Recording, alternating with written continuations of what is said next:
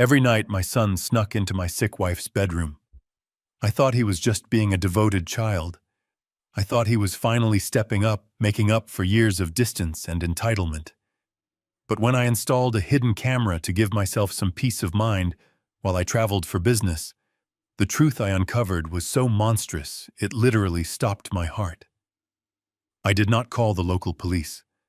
I called the Federal Bureau of Investigation. Because what I saw on that small glowing screen before boarding my flight was not just a betrayal of blood. It was a calculated, cold-blooded execution in progress. If you have ever trusted your own flesh and blood only to realize they were wolves in sheep's clothing, please hit that like button. Tell me in the comments where you are watching from right now. I need to know I am not alone in this. The air at Dallas-Fort Worth International Airport is always a mix of stale coffee, expensive perfume, and nervous energy. It was a Tuesday evening. I was sitting at gate D22, holding a first-class boarding pass to New York. At 74 years old, I had spent 4 decades flying across the country, building a commercial construction empire from nothing but dirt and sweat. I was supposed to be finalizing the last major land deal of my career before fully retiring. My suitcase rested against my leg. The boarding announcements echoed through the high ceilings. People were laughing, talking on their phones, rushing to their gates. Life was perfectly normal, but I could not shake the heavy feeling in my chest. My wife Barbara had suffered a mild stroke a few months prior. She was vulnerable, frail, and recovering in our home. I hated leaving her, but my son Derek and his wife Monica had practically pushed me out the door, insisting they would take perfect care of her. I pulled my smartphone from my jacket pocket. My hands were slightly trembling. A few days ago, acting on a gut feeling I could no longer ignore, I had a security expert install discreet, high-definition night vision cameras in our house. One of them was pointed directly at Barbara's bed. I tapped the blue icon on my screen. The loading circle spun for 3 agonizing seconds. Then the feed connected. The room was bathed in the eerie green glow of the night vision lens. Barbara was lying there completely still, deeply asleep, under the heavy comforter. For a moment I let out a breath I did not know I was holding. She looked peaceful. The gentle rise and fall of her chest was reassuring. Then the heavy oak door of the master bedroom slowly creaked open. My chest tightened. Into the frame stepped my 43-year-old son, Derek. He was not carrying a glass of water. He was not checking her temperature. Right behind him was Monica. She was wearing her expensive silk robe, looking around nervously. I leaned closer to my phone, my eyes burning. Derek was holding a thick stack of papers. Even through the green filter of the camera, I recognized the heavy stock paper and the embossed logo at the top. They were bank documents, specific documents from our Central Family Trust Fund. Derek stepped up to the right side of the bed. He leaned over the woman who had given him life, the woman who had nurtured him, protected him, and loved him unconditionally. With a horrifying lack of hesitation, Derek grabbed Barbara's limp right hand. She did not stir. She was heavily medicated. He pulled a small dark object from his pocket, an ink pad. My stomach plummeted. I watched in absolute horror as my own flesh and blood firmly pressed his unconscious mother's thumb into the dark ink and then forced her fingerprint onto the signature line of the financial documents. A biometric signature. The exact requirement the bank needed to authorize a massive offshore wire transfer. I tried to breathe, but the air in the terminal felt like thick mud in my lungs. I wanted to scream. I wanted to reach through the screen and strangle him. He wiped her thumb with a tissue, shoved the papers into his folder, and nodded at Monica. I thought that was the end of it. I thought they were just stealing the money. I was completely wrong. Monica stepped forward. She unclasped her designer handbag and reached inside. When her hand emerged, the fluorescent light from the hallway caught the edge of a medical syringe. It was full of a clear liquid. My blood turned to ice.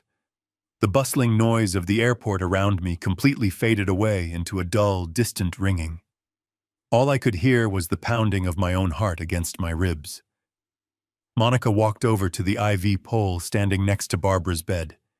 She tapped the plastic tubing, found the injection port, and seamlessly slid the needle in.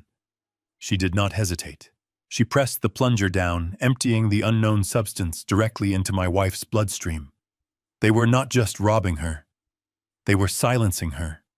They were ensuring she would never wake up to report the missing millions. It would look like a sudden, tragic heart attack brought on by her previous stroke. Panic, raw and blinding, threatened to consume me. The boarding agent at the desk called my flight group. The passenger next to me bumped my shoulder, muttering an apology as he stood up. I did not move. My mind raced through 1,000 terrifying calculations. If I called 911, the local police dispatcher would answer. I would have to explain the situation to a confused stranger. They would send a patrol car. 2 beat cops would knock on the door. Derek would answer, playing the concerned son. He would show them Barbara sleeping peacefully. The cops would not understand the complex financial fraud. They would treat it as a domestic medical issue or the paranoid delusions of an old man thousands of miles away. By the time they figured out what was really happening, the drugs would have stopped Barbara's heart, and the $15 million would be sitting in a Cayman Islands account. I needed someone who understood the magnitude of this crime immediately. I needed overwhelming force. I backed out of the camera app and opened my contacts. I bypassed my lawyer. I bypassed my friends. I tapped the number for Mitchell, a Federal Bureau of Investigation special agent who specialized in high-level white-collar crime and wire fraud. I had worked with him years ago on a federal contracting case. He knew my voice. He knew I did not panic easily. The phone rang once, twice. Mitchell answered, his voice sharp and alert despite the late hour. "Richard, what is going on?" I stood up so fast my chair scraped loudly against the linoleum floor. I abandoned my suitcase. I did not care about the clothes or the business files. "Mitchell," I said, my voice trembling with a rage I had never felt in my entire life. My son and his wife just forged a biometric signature for a $15 million wire transfer to an offshore account.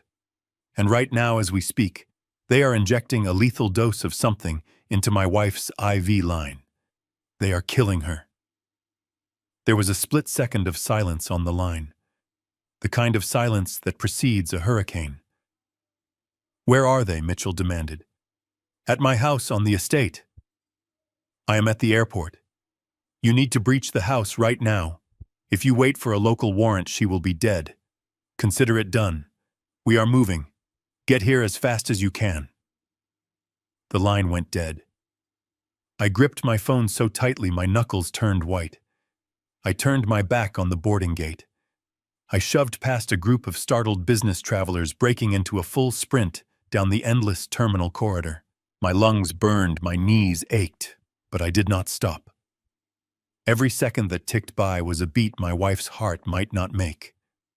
The drive from the airport back to the estate would take at least 40 minutes. It was going to be the longest, most agonizing drive of my miserable life. But God help them if I got there before the federal agents did. The tires of my sedan screeched as I tore out of the terminal parking garage. I did not care about the parking ticket. I smashed through the wooden barrier, leaving a splintered mess in my rearview mirror. My foot was pressed so hard against the gas pedal that my leg cramped, but I did not ease up.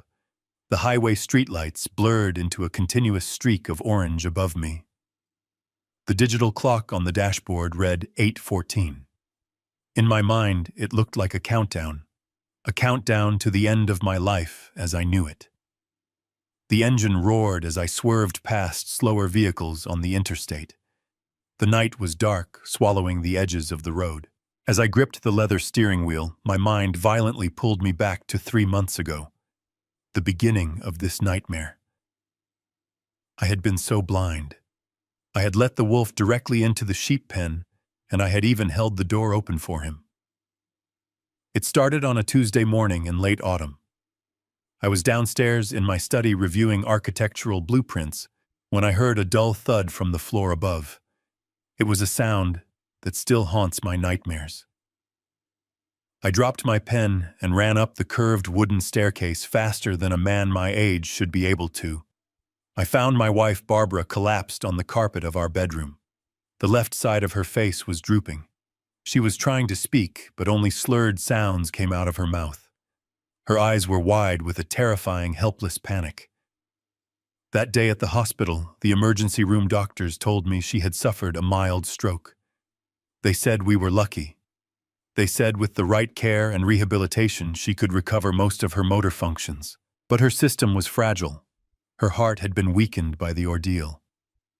The doctors were very clear that she needed constant monitoring, especially at night when her blood pressure could fluctuate dangerously without warning. I did not hesitate. Money has never been an issue for me. You do not spend 40 years building a commercial construction empire to count pennies when the love of your life is lying in a hospital bed. I immediately contracted a premier medical staffing agency. I hired a highly recommended registered night nurse named Sarah. I paid $35 an hour out of pocket every single night just to ensure Barbara had professional medical eyes on her from dusk until dawn. Sarah was a godsend. She was quiet, efficient, and compassionate. She knew exactly how to adjust the IV drips, how to monitor the oxygen levels, and how to ease Barbara into a comfortable sleep. For the first 2 weeks after bringing Barbara home, I finally felt a small sense of relief. I could sleep in the guest room knowing that if anything went wrong, a trained medical professional was only a few feet away. I thought I had secured my home. I thought I had built a fortress around my wife. Then my son Derek inserted himself into the picture. Derek had always been distant. Growing up, he resented the long hours I spent on construction sites. As he got older, he became enamored with the idea of quick wealth. He went into finance managing a hedge fund that I always found a bit too flashy and lacking in solid foundation. He drove expensive cars and wore suits that cost more than my first truck.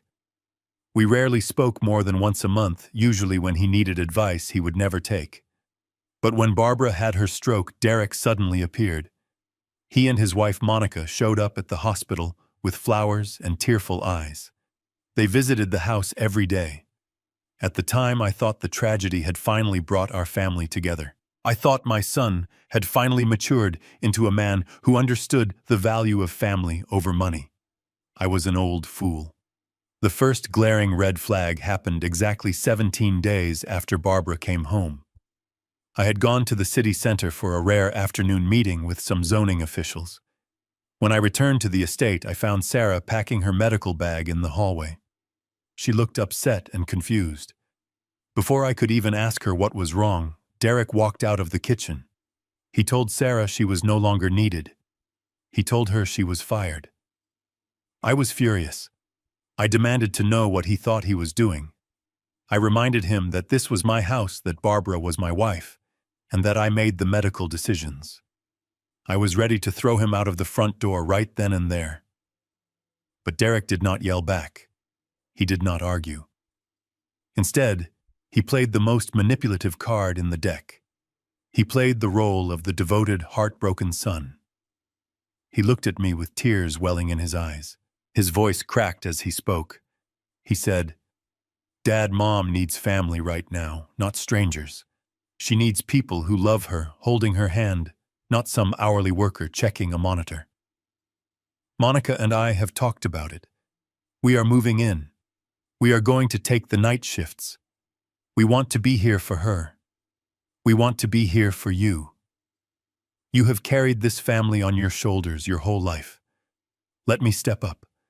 Let me be the son you raised me to be." It was a masterful performance. It hit every vulnerability I had. I wanted family unity so badly. So I let Sarah leave. I handed over the keys to the castle. I let Derek move into the estate. That memory made me sick to my stomach as I pressed the accelerator closer to the floorboard. My home was still 15 miles away. I prayed Mitchell and his agents were driving faster than me. The highway lines blurred into a solid white stripe as my speedometer climbed past 90. Every bump in the road sent a jolt up my spine, but the physical discomfort was nothing compared to the sickening weight of my own memories. I kept gripping the steering wheel, trying to outrun the ghost of my own terrible judgment. As the miles disappeared under my tires, my mind stayed stubbornly trapped in that week they moved in. The week I willingly handed them the keys to my ruin. It happened so fast. Within 48 hours of firing the night nurse, Derek and Monica had packed up their luxury downtown apartment and arrived at our gated Dallas estate. I stood on the front porch and watched them unload designer suitcases and expensive garment bags. Monica walked through the grand foyer, acting less like a concerned daughter-in-law and more like an heiress surveying her new castle. She immediately started rearranging the furniture in the guest wing, claiming it needed a warmer energy for Barbara to heal properly. At the time, I brushed off her arrogant behavior as just her typical eccentric personality. I was so exhausted from the stress of Barbara being sick that I was desperate for any help I could get. I ignored my gut feeling. I ignored the arrogant way they looked at my home. That evening, Derek came into my home office. My study has always been my sanctuary. It is a large room paneled in dark mahogany filled with the architectural blueprints and framed photographs of the commercial skyscrapers I had built over the last 40 years. I was sitting in my leather armchair, rubbing my tired eyes, when Derek walked in carrying 2 crystal glasses of my best scotch. He handed me a glass, sat down across from me, and leaned forward with a look of deep, manufactured sincerity. He looked me right in the eyes and delivered his perfectly rehearsed lie. "Dad," he said softly, his voice thick with fake emotion. "You look exhausted. You have spent your entire life working yourself to the bone to provide for this family. You built an empire so that we would never have to struggle. Now it is my turn to carry the load. Mom needs family right now, not strangers tracking through the house on an hourly wage. Let Monica and me take care of her. Let us handle the late nights, the medications, the doctor's appointments. You just focus on being her husband. You focus on loving her." I took a sip of the scotch. It burned the back of my throat, but his words felt like a warm blanket over my weary shoulders. For decades, I had been the impenetrable wall protecting my family. I had negotiated multi-million-dollar contracts with ruthless developers. I had fired corrupt foremen and sued dishonest suppliers. I had a reputation in the Texas construction industry as a man who could spot a scam from a mile away. I knew how to read a room, how to read a contract, and how to read a man. But right there in my own study, looking at my only child, my legendary instincts completely failed me. That is the tragic blind spot of a father. You spend your whole life hoping your children will grow up to be honorable people. When they finally show you the illusion of that honor, you want to believe it so badly that you voluntarily turn off your own common sense. I looked at Derek and saw the boy I had taught to ride a bicycle, not the cold-blooded predator sitting in front of me. I nodded slowly, letting the relief wash over me. I told him how proud I was of him. I actually thanked him.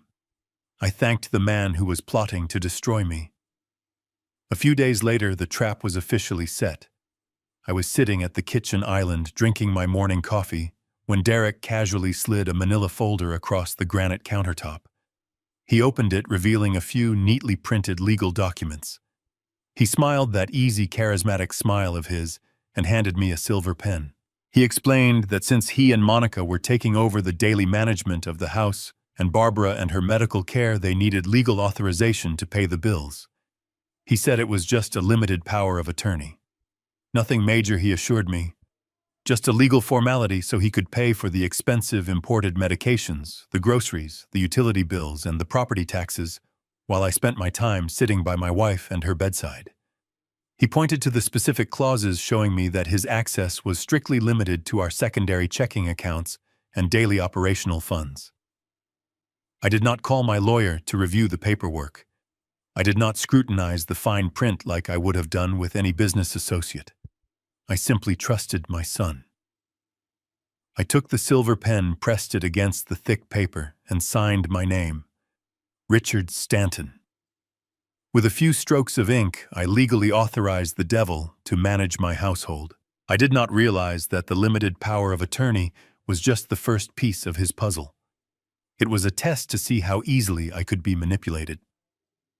By signing that document, I had proven to Derek that I was no longer the sharp, ruthless businessman who had built an empire.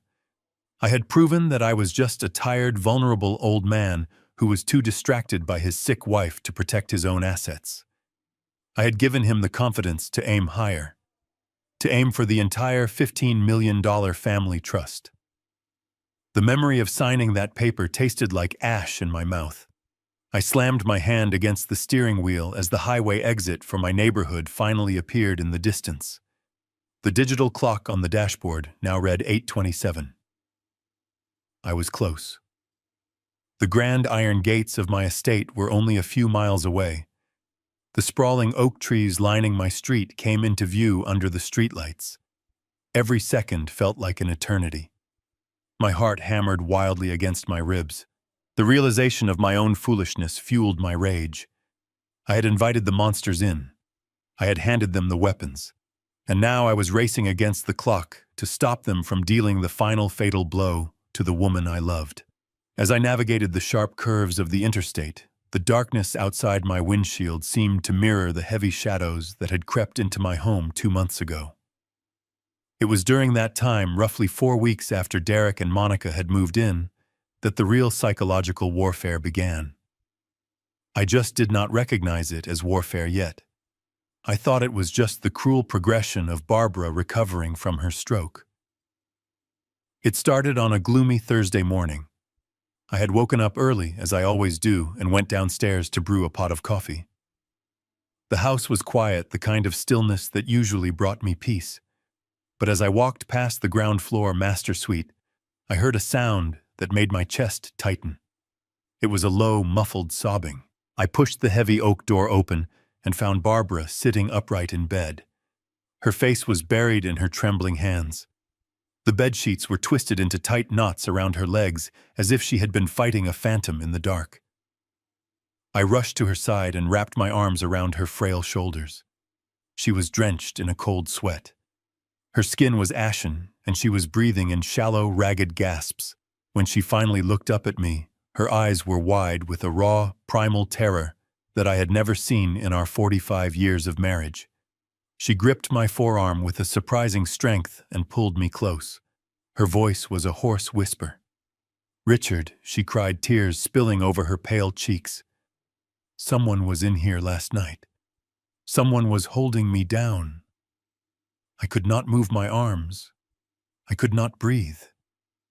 I tried to scream for you, but they put a hand over my mouth. I felt sick, Richard. I felt so sick to my stomach. My heart hammered against my ribs." I stroked her gray hair, trying to soothe her, trying to make sense of what she was saying. I told her she was safe, that I was right there, that it was just a bad dream. But she shook her head violently, insisting it was real. She complained of a crushing nausea clutching her stomach and groaning in pain. Before I could ask her anything else, the bedroom door swung open wider. Monica stepped into the room. She was fully dressed in designer activewear, holding a steaming mug of herbal tea, looking entirely too put together for 6 in the morning. She did not rush to the bed. She did not offer a comforting touch. Instead, she leaned against the doorframe and let out a soft, condescending sigh. I looked at my daughter-in-law, expecting to see alarm or concern, but her face was a mask of cold, clinical detachment. I told her what Barbara had just said about someone holding her down in the dark. Monica took a slow sip of her tea, her eyes fixed on my wife with a chilling lack of empathy. "Oh, Richard," she said, her tone dripping with a practiced patience that felt completely unnatural. "You are getting worked up over nothing. Do you not remember what Dr. Evans told us last week? It is just the side effects of her new blood pressure medication. Beta blockers can cause vivid nightmares, sleep paralysis, and severe nausea. She is just confused. She is hallucinating." Monica walked over to the bedside table, picked up the orange plastic pill bottle, and rattled it right next to Barbara. "See," she continued, speaking to my wife as if she were a foolish child. "You are just having bad dreams, Mom. You need to relax and let the medicine do its job. If you keep working yourself into a panic, you are going to give yourself another stroke." The casual cruelty of her words stunned me. She was using my wife's greatest fear as a weapon to shut her up. I looked back down at Barbara. The terror in her eyes was slowly being replaced by a deep, defeated confusion. She looked from me to Monica, her trembling hands slowly releasing their grip on my arm. Maybe, Barbara whispered, her voice breaking. Maybe it was a dream. It felt so real, Richard. I wanted to believe Monica. It was the easiest path to take. Accepting that it was just a chemical imbalance, a simple medical side effect, meant that my home was still a sanctuary. It meant my son and his wife were the caretakers they claimed to be. But as I stood there in the quiet bedroom, a familiar sensation began to crawl up the back of my neck. It was the same instinct that had kept me alive and prosperous in the cutthroat world of commercial construction for 4 decades. When you build skyscrapers, you learn to read the invisible forces of a structure. You learn that when a foundation settles improperly, it makes a very specific, almost imperceptible sound before the cracks appear in the drywall. You learn to spot the slight bow in a steel beam that the engineers swear is mathematically sound. You learn to trust your gut when the blueprints do not match the reality of the physical space. Standing in that bedroom, listening to Monica's perfectly rehearsed, completely emotionless medical explanation, my contractor instincts screamed at me. Her story was the bowed steel beam. It was too neat, too ready, too aggressively delivered. She did not suggest we call the doctor to verify. She acted as the ultimate authority. And the timing was entirely wrong. Barbara only ever had these terrifying hallucinations on the nights when I had to leave the house for evening meetings or when I slept heavily in the upstairs guest room. A pill does not know what room the husband is sleeping in. A pill does not wait for the house to be empty. The math of the situation was fundamentally broken. Something was deeply, structurally wrong in my home.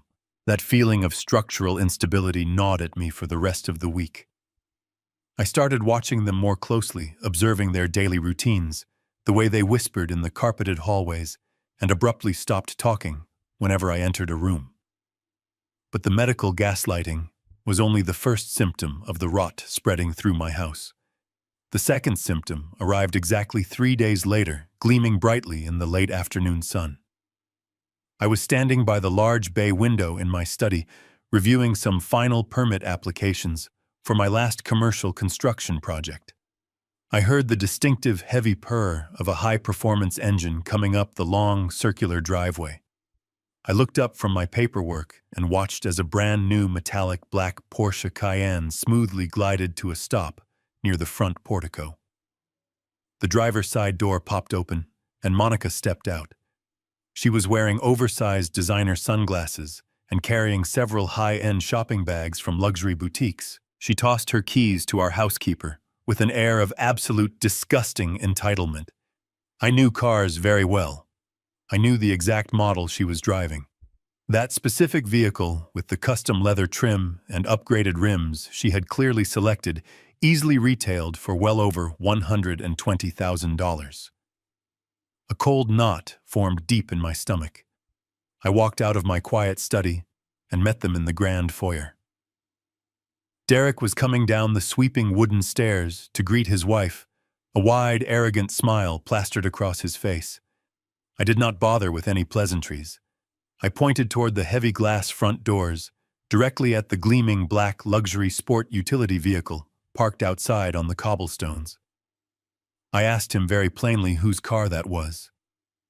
Derek chuckled smoothly, slipping his arm around Monica's waist.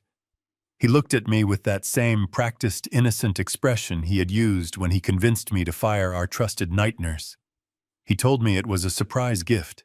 He said he had decided to treat his wife to something special because she had been working so incredibly hard taking care of Barbara, taking care of my sick wife. The sheer audacity of the statement almost knocked the breath completely out of me. I kept my voice perfectly level, carefully hiding the rising tide of suspicion. I asked him how he managed to afford a $120,000 luxury vehicle in cash, considering just 6 months ago he had asked me for a personal loan to cover the basic overhead costs of his boutique financial firm. Derek did not miss a single beat. His charming smile never wavered for a second. He confidently claimed that his hedge fund had just closed out a massive record-breaking quarter. He boasted loudly about shorting the right technology stocks and securing a massive influx of new investor capital from overseas clients. He patted my shoulder gently, told me not to worry about his personal finances anymore, and led his wife toward the massive kitchen to unpack her expensive luxury purchases. I stood completely alone in the grand foyer, the cold marble floor seeping through the leather soles of my shoes. I am not a Wall Street banker, but I did not build an $18 million commercial real estate empire by being ignorant of the financial markets. I read the financial journals every single morning while drinking my coffee.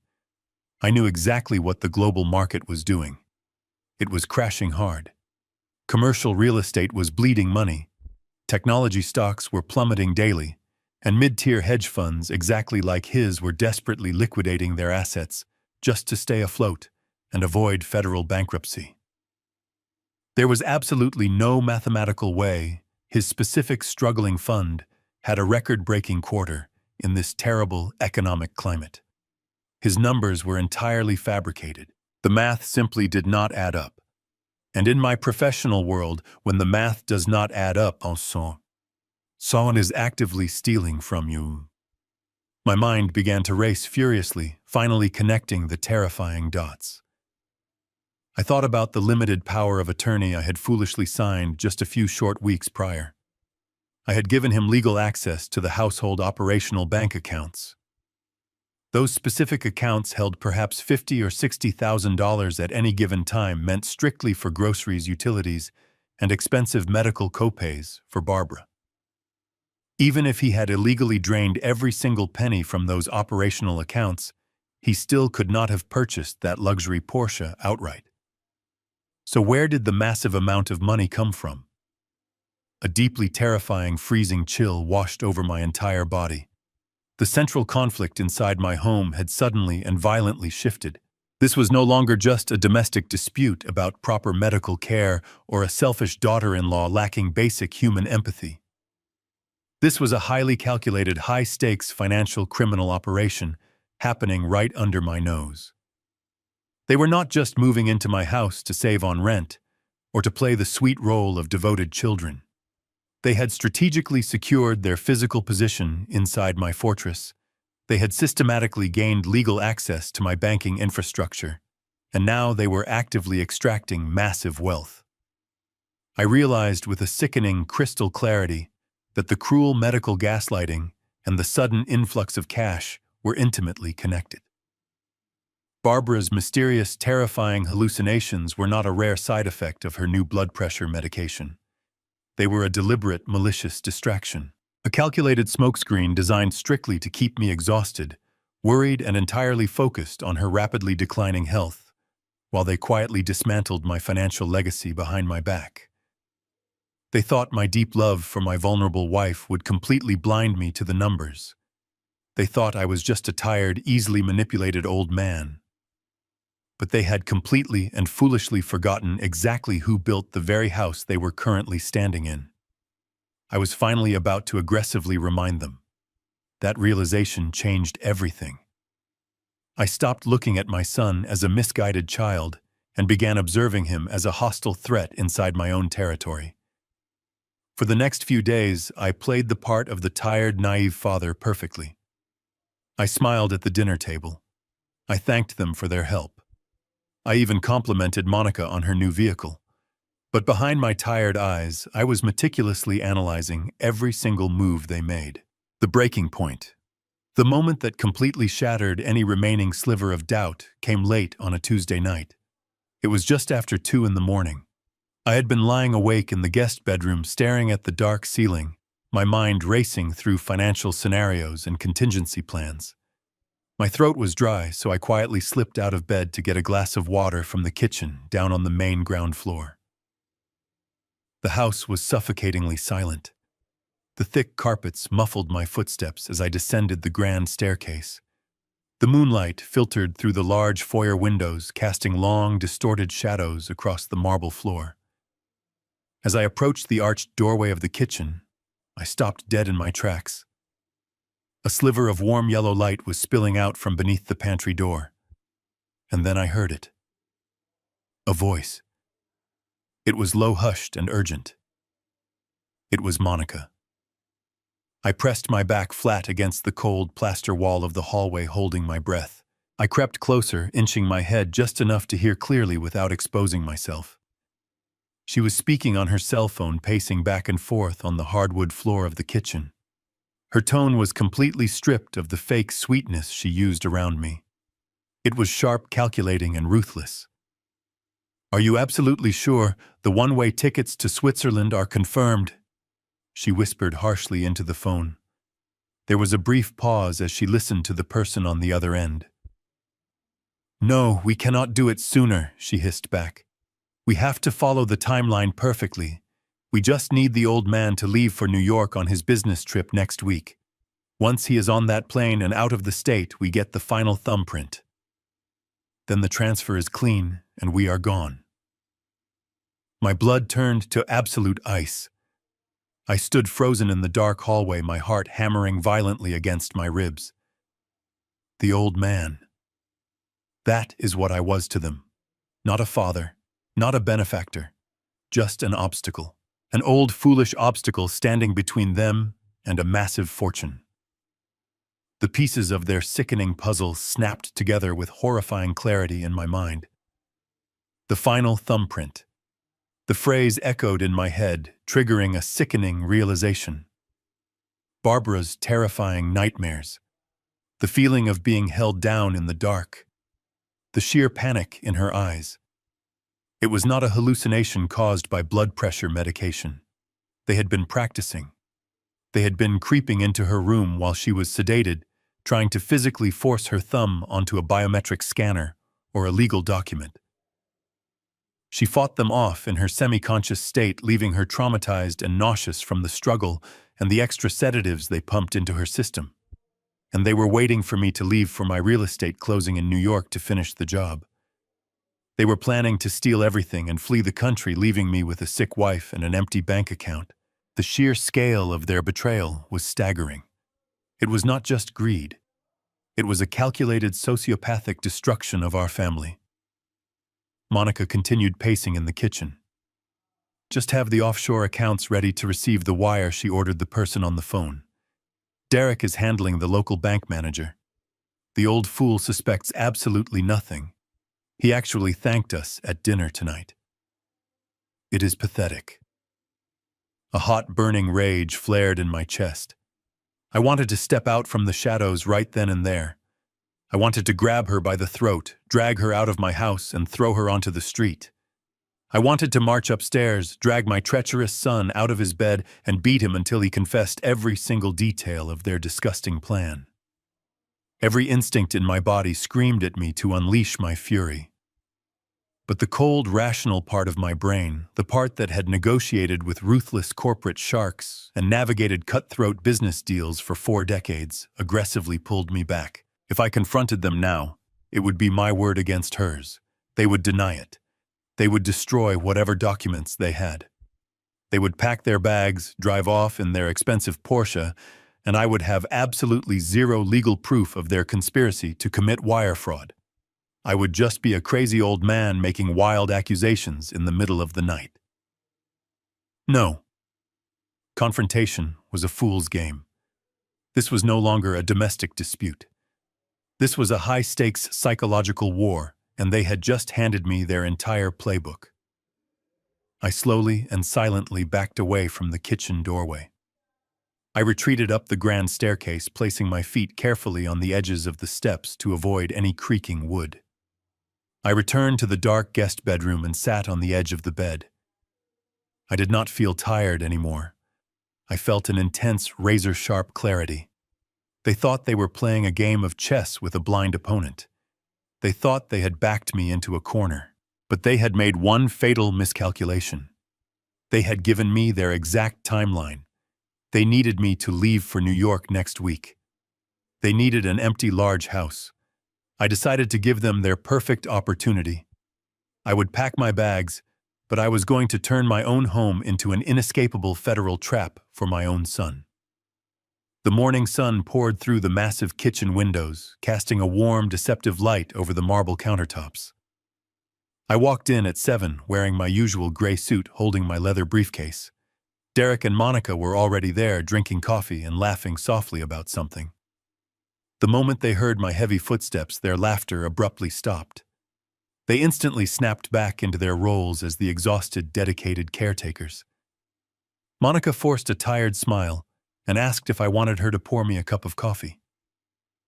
I looked at the woman who had just been plotting to steal $15 million from my family and smiled right back at her. I told her that would be wonderful. I sat down at the island, took a slow sip of the hot coffee, and casually dropped the bait. I sighed heavily, rubbing my temples as if I carried the weight of the world on my shoulders. I told them that my commercial real estate project in New York was running into severe zoning issues. I explained that I had to fly out next Wednesday and would be gone for at least 3 days to meet with city officials. The shift in the room was immediate and palpable.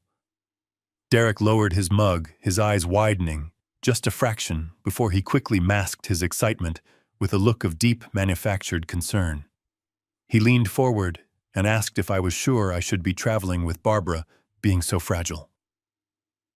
I assured him that I had no other choice, that the deal was worth too much to let it collapse, and that I trusted them completely to watch over her while I was gone. Monica chimed in, her voice dripping with fake sympathy, promising me that they would not leave Barbara's side for a single second. It took every ounce of self-control I possessed not to reach across the granite island and grab her by the throat. Instead, I finished my coffee, thanked them for their incredible dedication, and walked out the front door. But I did not drive to my corporate office. I drove straight to a secure payphone outside a dusty gas station on the edge of town. I dialed the direct number of a man named Thomas. Thomas was a former military intelligence officer who now ran an elite corporate security firm. I had hired him several times over the decades to sweep my commercial construction sites for listening devices and to prevent corporate espionage.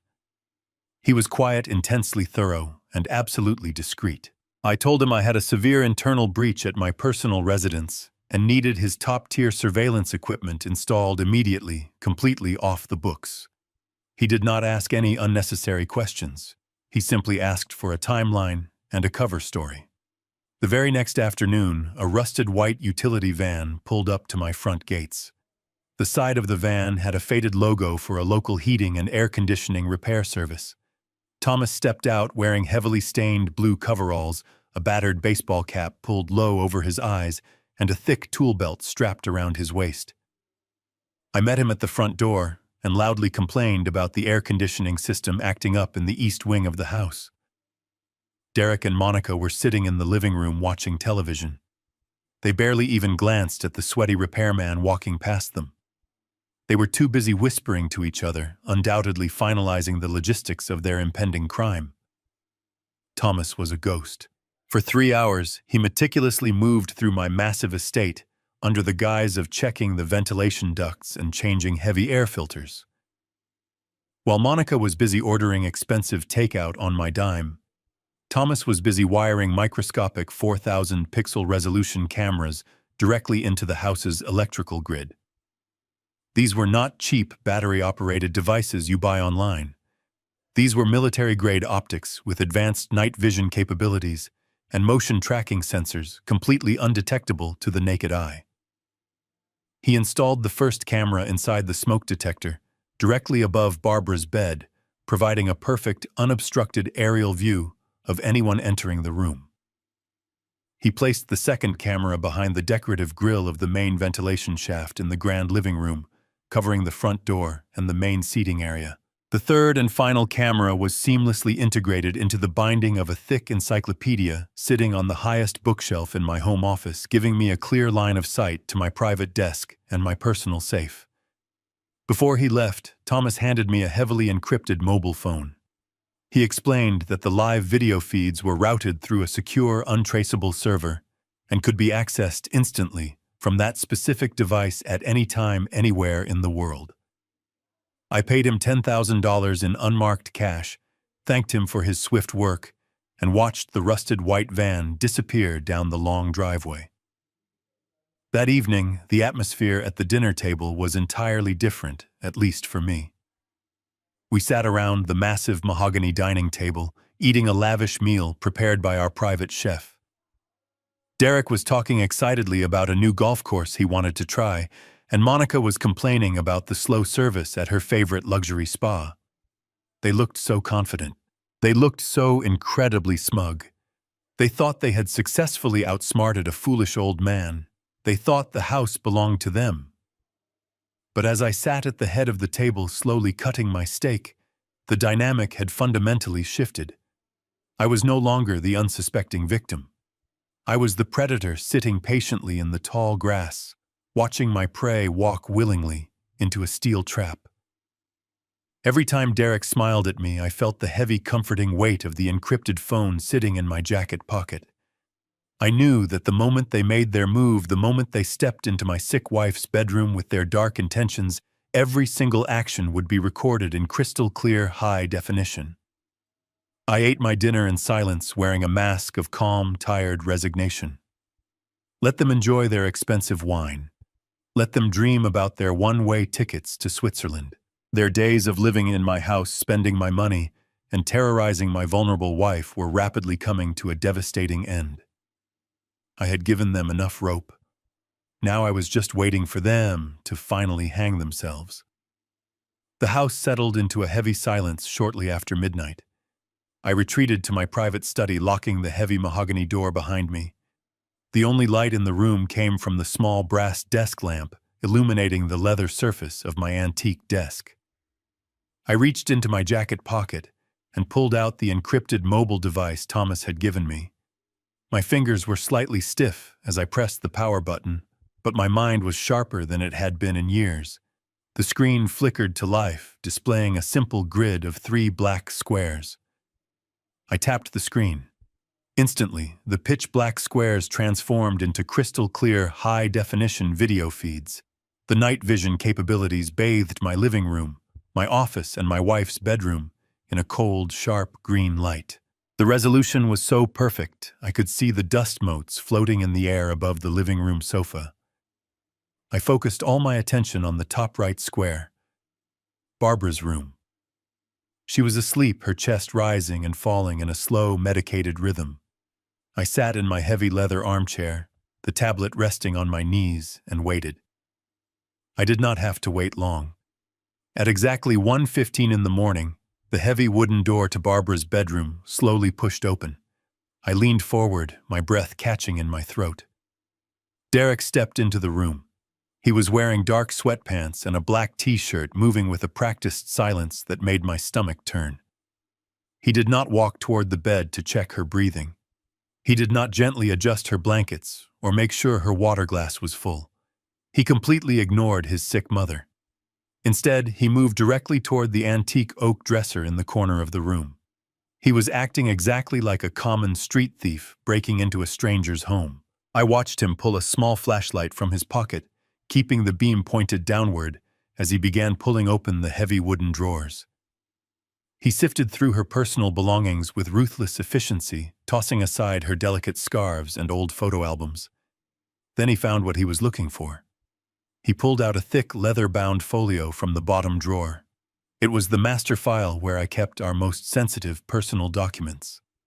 Derek carried the heavy folio to the small reading table near the window, keeping his back to the bed. He unzipped the leather binder and began flipping through the thick stacks of paper. Through the high-definition lens, I could zoom in with a simple pinch of my fingers on the screen. The image magnified flawlessly. I could clearly read the bold, black text at the top of the documents. He was holding Barbara's comprehensive medical history, including the detailed reports from her recent stroke, the lists of her prescribed medications, and the exact dosages required to keep her heart stable. He pulled out his smartphone and began snapping photographs of every single page. He was building a medical profile. He was looking for vulnerabilities. Then he turned to the next section of the folio, the life insurance policies. I watched my son carefully photograph the $3 million comprehensive life insurance policy I had taken out on Barbara over a decade ago. He lingered on the page that listed the primary and secondary beneficiaries. I could almost see the greedy calculations running through his mind. He was taking inventory of his future wealth. The sheer cold-blooded nature of his actions made my hands shake with absolute fury. Suddenly, Barbara shifted in her sleep. She let out a soft, pained groan and rolled onto her side, the heavy comforter rustling loudly in the quiet room. Derek froze instantly. He dropped his phone onto the table and spun around, his eyes wide with sudden panic. He stared at his mother perfectly still, waiting to see if she would wake up. When she settled back into a deep sleep, he let out a long breath. But the sudden movement had clearly put him on edge. He began looking around the room, his eyes scanning the shadows as if he suddenly felt the heavy weight of being watched. My heart slammed against my ribs as his gaze drifted upward, sweeping across the crown molding and the ceiling. Then his eyes locked dead onto the center of the room. He was staring directly at the small circular smoke detector mounted directly above the bed, the exact location of the hidden military-grade camera. I stopped breathing. I sat frozen in my leather armchair, staring into the bright screen. Derek narrowed his eyes and took a slow step toward the center of the room. He tilted his head, studying the plastic casing of the detector. Through the lens, it felt as though he was looking right into my soul. He reached out, grabbed the wooden chair from the corner, and dragged it quietly to the edge of the bed. He stepped up onto the seat, raising his height, until his face was only inches away from the device. I watched his hand reach up. His fingers grazed the edge of the white plastic. If he found the camera, the entire operation would instantly collapse. He would know I was onto him. He would destroy the evidence, pack his bags, and vanish into the night with the stolen cash, leaving me with nothing. My thumb hovered over the power button, ready to shut the feed down. But then a loud crack of thunder rolled across the Texas sky, rattling the window panes. Derek flinched, pulling his hand back. He looked toward the window, the tension breaking. He let out a nervous sigh, convincing himself he was just being paranoid. He stepped down from the chair, packed the folio into the drawer, and slipped out of the bedroom, closing the door behind him. I exhaled, realizing how close I had come to losing everything. The next morning, I left the estate before sunrise. I told Derek I had a breakfast meeting with my legal team to finalize paperwork for the New York trip. He smiled and wished me luck, unaware that the only legal matter on my mind was his impending imprisonment. I quickly drove my car straight into the busy heart of downtown Dallas. The towering glass skyscrapers reflected the early light, a stark contrast to the dark shadows consuming my home. I parked in the secure underground garage of my private bank. I had done business with this institution for over 30 years. They held the accounts for my commercial construction empire and the family trust fund I had spent my life building. I bypassed the teller lines, heading straight for the private wealth management wing. My dedicated bank manager, William Caldwell, greeted me with a firm handshake. He looked surprised to see me without an appointment, but ushered me into his spacious office and offered coffee. I sat in the plush leather chair across from his mahogany desk. I did not want to raise any alarms or trigger automated fraud alerts that might tip off my son. I kept my voice perfectly casual. I told William I wanted to do a comprehensive review of my liquid assets before I left for the East Coast. William typed his security credentials into his computer and pulled up my portfolio. He smiled warmly and said everything looked exceptionally stable. Then he paused. His brow furrowed slightly as he clicked on a specific subfolder. He looked up at me with an inquiring expression. He said, "Richard, I see the emergency authorization protocol was initiated yesterday afternoon for the primary family trust. I assume you are here to confirm the routing details for the offshore transfer before Barbara submits her final verification. The air suddenly grew very thin. I forced myself to maintain a relaxed posture, resting my hands on the armrests. I smiled softly and nodded, telling him that was exactly why I was there. I asked him to pull up the details of the pending transaction, claiming I had left my copy of the wire order at home. William turned his monitor slightly so I could see the screen. He read the numbers aloud. The transaction was a direct wire transfer. The amount was exactly $15 million. The destination was a corporate account at a private bank in the Cayman Islands. My heart slammed against my ribs, but my face remained an impassive mask. William continued explaining the status. He noted that because the amount far exceeded the standard daily limit on the accounts Derek managed, my personal signature was technically required. However, he pointed to a clause in the family trust agreement. It was a clause I had insisted my lawyers write into the document a decade ago. The emergency bypass clause. It stated that in the event I was incapacitated or out of the state during an emergency, my wife Barbara had absolute authority to move unlimited funds to secure our family. To activate this bypass, the bank required her physical biometric signature, a digital thumbprint scan to prevent paper forgery. The puzzle pieces brutally snapped together in my mind with sickening clarity. The entire picture of their criminal conspiracy was finally complete. That was why Derek had spent the previous night photographing the trust documents. He was studying the exact legal parameters of the emergency bypass clause. He knew he could not forge my signature for a $15 million transfer without triggering an immediate fraud investigation. He needed to use Barbara and her authority, but Barbara would never willingly authorize draining our life savings into an offshore account, so he had to force her. That explained the terrifying nightmares she had been having. They had been creeping into her room while she was heavily medicated, trying to press her thumb onto the digital biometric scanner linked to the bank portal. But there was one final condition to the bypass clause. I had to be physically unreachable out of the state. That was why they were waiting for me to leave for New York. The moment my plane took off, I would be unreachable in the air. That would satisfy the legal requirement of the bypass. They would drug Barbara, force her thumb onto the scanner, authorize the $15 million wire transfer to the Cayman Islands, and disappear before my plane even landed at John Fitzgerald Kennedy International Airport. The sheer calculated brilliance of the plan was staggering. I looked at William, keeping my voice perfectly steady. I told him the routing numbers looked correct, but I wanted him to keep the transfer in a strict pending status. I fabricated a story about waiting for a final tax clearance document before allowing the funds to physically leave the country. I instructed him not to process the wire, even if the biometric signature was submitted, until he heard my voice directly on a recorded phone line giving verbal authorization.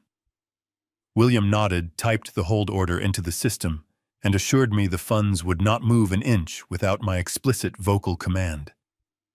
I thanked him, shook his hand, and walked out of the bank. The bright Texas sun felt cold against my skin. I had successfully frozen their stolen fortune. They had the motive, they had the opportunity, and they had the weapon. But I had the absolute truth. The financial trap was fully set. Catching them stealing my money was no longer enough. I needed to catch them in the act of physically attacking my wife. I needed a federal crime with a mandatory prison sentence. I pulled my phone from my pocket and found the number for Mitchell, the special agent, with the Federal Bureau of Investigation. I called him as I walked toward my car. The game of observation was over. It was time to prepare the final ambush and protect the woman I deeply loved. I drove straight from the bank to a faded diner on the industrial outskirts of Dallas. It was far away from the polished glass and steel of the financial district. I parked my car in the back of the asphalt lot. The bell above the glass door chimed weakly as I walked inside. The air smelled of fried grease and old tobacco. I scanned the room and immediately spotted Mitchell sitting alone in a corner booth. He was dressed in a plain gray suit, blending perfectly into the drab surroundings. Special Agent Mitchell was not the type of federal officer who kicked down doors in tactical gear. He was an apex predator in the world of white-collar crime, a man who hunted corrupt executives with meticulous, crushing precision. I had provided his task force with crucial structural blueprints during a major investigation years ago, and we maintained a quiet, mutual respect ever since. I slid into the vinyl booth across from him. He did not smile. He simply nodded, his sharp blue eyes studying my face. He pushed a heavy ceramic mug of black coffee across the scratched table toward me. I did not waste any time. I reached into my coat pocket, pulled out the encrypted mobile device, and placed it flat on the table between us. I told him everything. I detailed the sudden dismissal of the night nurse, the calculated psychological torment of my sick wife, the lavish purchase of the luxury vehicle, and the midnight conversation I had secretly overheard. Finally, I explained what I had just discovered at the bank. I told him about the $15 million pending wire transfer to the Cayman Islands, the emergency bypass clause in my family trust, and the horrifying realization that my son was planning to drug his mother to forcefully obtain her biometric signature. Mitchell listened to the entire story without interrupting once. His expression remained unreadable, carved from stone. When I finished speaking, a heavy silence fell over our corner booth, broken only by the clatter of dishes. I expected him to look shocked. I expected him to pull out his phone and call for a warrant. Instead, Mitchell took a slow sip of his coffee, leaned forward, and rested his elbows on the table. "Richard," he said softly, his voice barely rising above a whisper, "I need you to brace yourself. What you uncovered in your home is horrific, but it is only the bleeding edge of a much darker catastrophe. Your son is not just a greedy child trying to accelerate his inheritance. He is a desperate man standing on the edge of a sheer cliff." Mitchell reached inside his jacket and produced a manila folder, sliding it silently across the table. I opened it.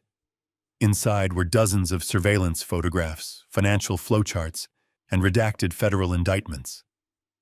Mitchell explained that the Federal Bureau of Investigation had been actively investigating Derek for the past 8 months. Derek's hedge fund had not experienced a record-breaking quarter. In fact, it had not made a single legitimate trade in over 2 years. The entire operation was a massive, elaborately constructed Ponzi scheme. Derek had been aggressively recruiting wealthy investors, promising them absurdly high returns, and using fresh capital to pay off his older clients. He forged audit reports and siphoned millions into his personal accounts. But the global market crash triggered a wave of panic. Investors started demanding their money back all at once. The scheme was rapidly collapsing under its own massive weight. My chest tightened as I stared at the financial diagrams. It was a house of cards, burning to the ground. But Mitchell was not finished. He tapped his index finger against a specific photograph in the folder. It showed Derek standing in a dimly lit parking garage talking to a man with a heavily scarred face. "When you run a Ponzi scheme," Mitchell continued, his tone turning deadly serious, "you eventually run out of gullible investors. You get desperate for cash to keep the machine running." 8 months ago, Derek took a massive influx of capital from a shell corporation based in Miami. We traced that corporation back to a highly organized, violent international drug cartel. They used your son's fund to clean dirty money. Derek guaranteed a 20% return. Instead, he lost their principal investment in disastrously reckless trades and spent the rest on his lavish lifestyle. Now the cartel wants their money back. They do not file lawsuits, Richard. They do not send collection agencies. They send men who make entire families disappear. Derek owes them exactly $15 million. The air in my lungs turned to ash. The luxury car, the arrogance, the perfectly rehearsed lies. It was all a frantic, terrifying mask. My son was not moving into my house out of love or even out of simple, selfish greed. He was moving in because a cartel had put a loaded gun to his head and he decided to use his own mother as a human shield. If he did not wire that $15 million to the offshore account, by the end of the week, the cartel would murder him, and they would likely murder his wife as well. The horrific realization washed over me. Derek was completely cornered like a rabid animal trapped in a cage. He had absolutely nothing left to lose. That meant there was no moral line he would not cross, no violent act he would not commit to get his hands on that money. He was entirely willing to sacrifice Barbara's life to save his own worthless skin. I closed the manila folder and looked across the table at the federal agent. The sadness and betrayal I had felt earlier completely evaporated, replaced by a very cold, merciless resolve. I told Mitchell that my fake business trip to New York was scheduled for next Wednesday. I told him we had exactly 5 full days to build a flawless, inescapable federal trap. Mitchell did not blink when I told him the timeline. He simply pulled a small notebook from his pocket and began writing. Freezing the transfer at the bank level is the standard procedure, he explained, his pen scratching against the paper. But if William Caldwell simply blocks the transaction, your son will immediately know the bank is onto him. He will panic. A panicked man with cartel debts might do something erratic and violent before we can secure your wife. We need him to believe he has won. We need him to think the money has successfully left the country. That is the only way he drops his guard and walks directly into federal custody. I leaned forward, asking how we could possibly fake a $15 million international wire transfer. Mitchell looked up, his blue eyes sharp and calculating. We do not fake the transfer, he said quietly. We reroute it. The Federal Bureau of Investigation maintains highly secure, isolated financial servers specifically designed for these types of sting operations. We call them honeypot accounts. They look, function, and verify exactly like offshore corporate accounts. I will coordinate directly with William Caldwell at your bank. When Derek and Monica force Barbara to authorize that transfer next week, the money will not go to the Cayman Islands.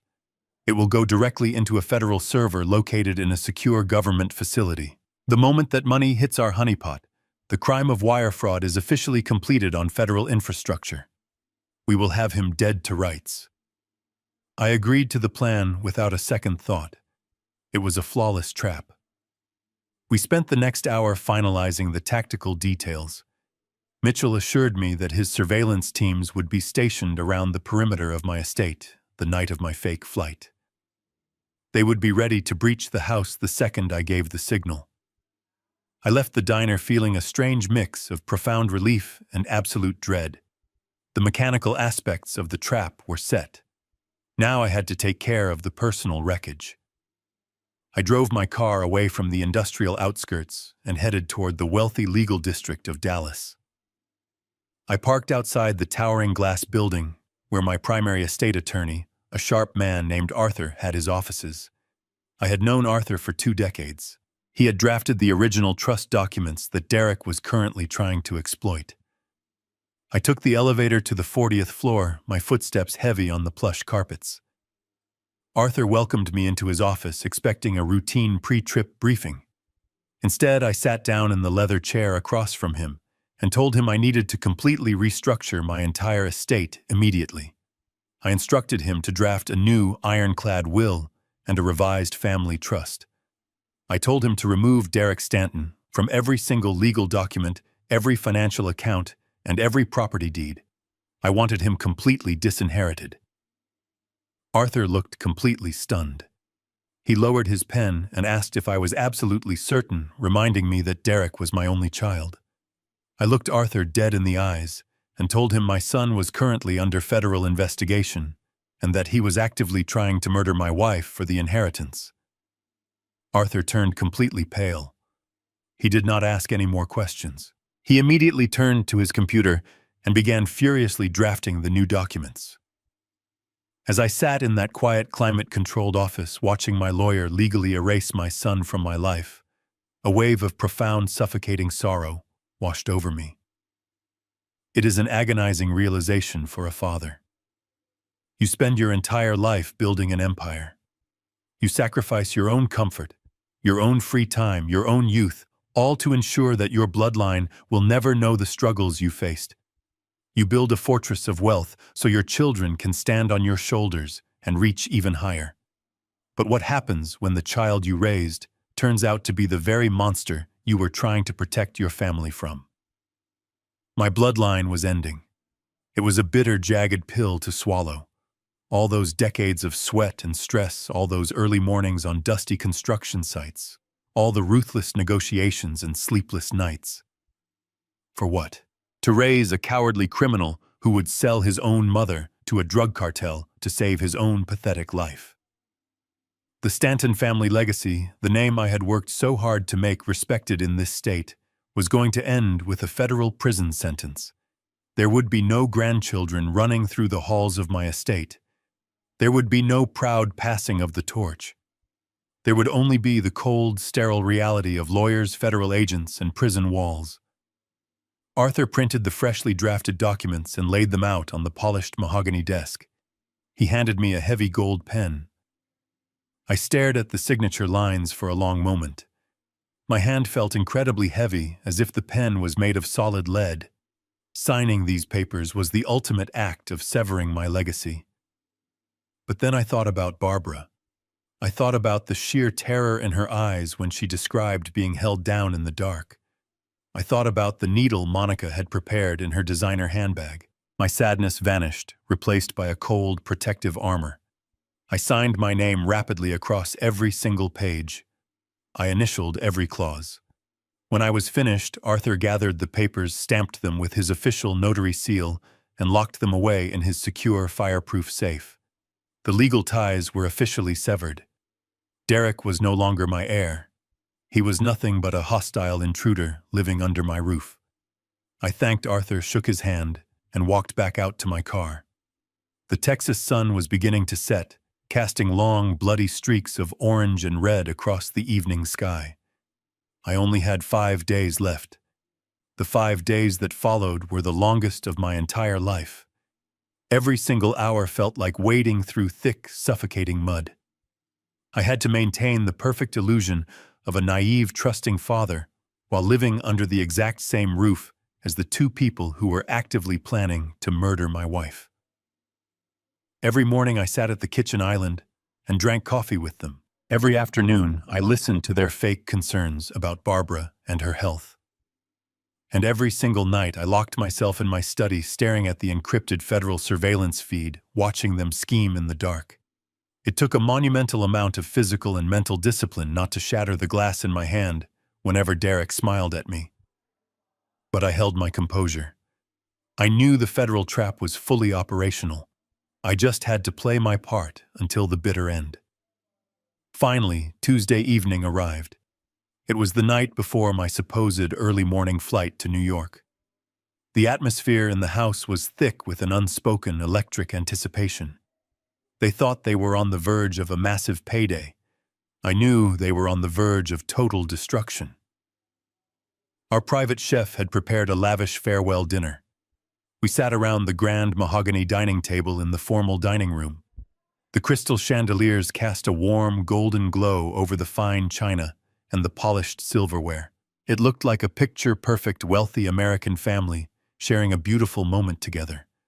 But the reality beneath the surface was absolutely rotting.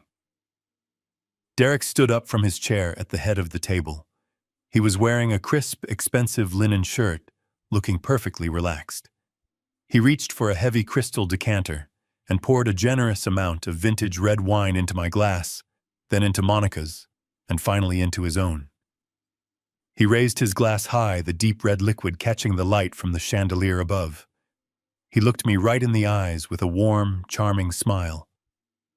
To family, Derek said, his voice smooth and incredibly steady. And to health. Dad, we want to wish you a very safe and highly successful trip to New York. You just focus on closing that big real estate deal. Do not worry about a single thing back here. Monica and I have everything completely under control. We will take perfect care of Mom. We love you. Monica raised her glass and echoed his sickening sentiments, her face practically glowing with barely contained excitement. I slowly raised my glass to meet theirs. The crystal clinked with a sharp, clear ring that echoed in the quiet room. "Thank you," I replied, keeping my voice perfectly level. "I know she is in exactly the right hands." I took a slow sip of the wine. It tasted like ash. As I set the glass down, I looked across the table at the man sitting opposite me. I did not feel anger in that specific moment. Instead, a profound, crushing wave of grief washed over my chest. I was looking at a complete stranger wearing my son's face. My mind involuntarily drifted back to a sunny afternoon nearly 35 years ago. I remembered holding the back of a small red bicycle running down the sidewalk, while a little boy with scraped knees pedaled furiously, laughing with pure joy when I finally let go. I remembered sitting in the bleachers of a dusty baseball field cheering until my throat was completely raw when that same boy hit his very first home run. I remembered the fierce protective pride I felt holding him in the hospital the day he was born, promising the universe I would do whatever it took to keep him safe from the cruelties of the world. Where did that innocent little boy go? How did the bright-eyed child I raised morph into the cold, calculating monster sitting across from me? Was it the money? Was it the immense pressure of growing up in the shadow of my success? Or was the darkness always inside him, just waiting for the right moment to completely consume his soul? I would probably never know the true answer, but the terrifying reality remained. The man smiling at me right now was a desperate criminal drowning in cartel debt, perfectly willing to plunge a needle into his own mother's arm to save himself. He had crossed a moral boundary that could never be uncrossed. He was no longer a son to me. He was a highly dangerous threat that had to be neutralized permanently. The dinner dragged on for another excruciating hour.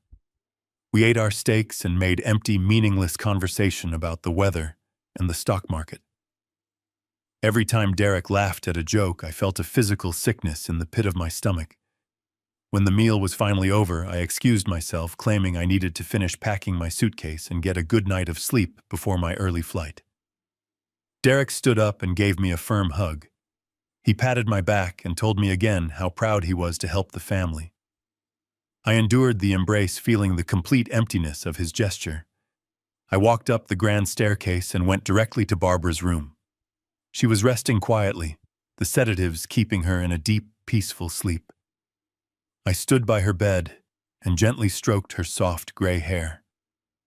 I whispered a silent promise that the nightmare was almost over. I told her I loved her more than life itself. I then walked down the long hallway to the guest bedroom, closing and locking the heavy wooden door behind me. I did not pack any clothes. I did not prepare travel documents. I sat on the edge of the bed and pulled the encrypted federal phone from my pocket. I checked the camera feeds one last time. The house was quiet.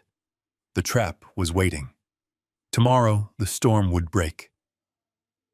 The morning sun broke through the heavy curtains of the guest bedroom, casting long, pale shadows across the floor. I had not slept a single wink. I spent the entire night lying completely still, staring at the ceiling, mentally rehearsing every single step of the plan. At 6 o'clock sharp, I dragged myself out of bed and began the charade. I pulled my vintage leather suitcase from the closet and deliberately packed 3 days' worth of business attire. I made sure to leave my itinerary printed out on the desk where Derek would easily find it. I wanted him to see the exact departure time. I wanted him to feel the false sense of absolute security. By 7, I was dressed in my usual traveling suit, a dark navy two-piece that felt more like armor today than clothing. I gripped the handle of my suitcase and walked out into the silent hallway. The house felt entirely different this morning. It felt like a tomb holding its breath. I walked down the hall to the master bedroom to say goodbye to Barbara. As I pushed the door open, I found Derek and Monica already inside.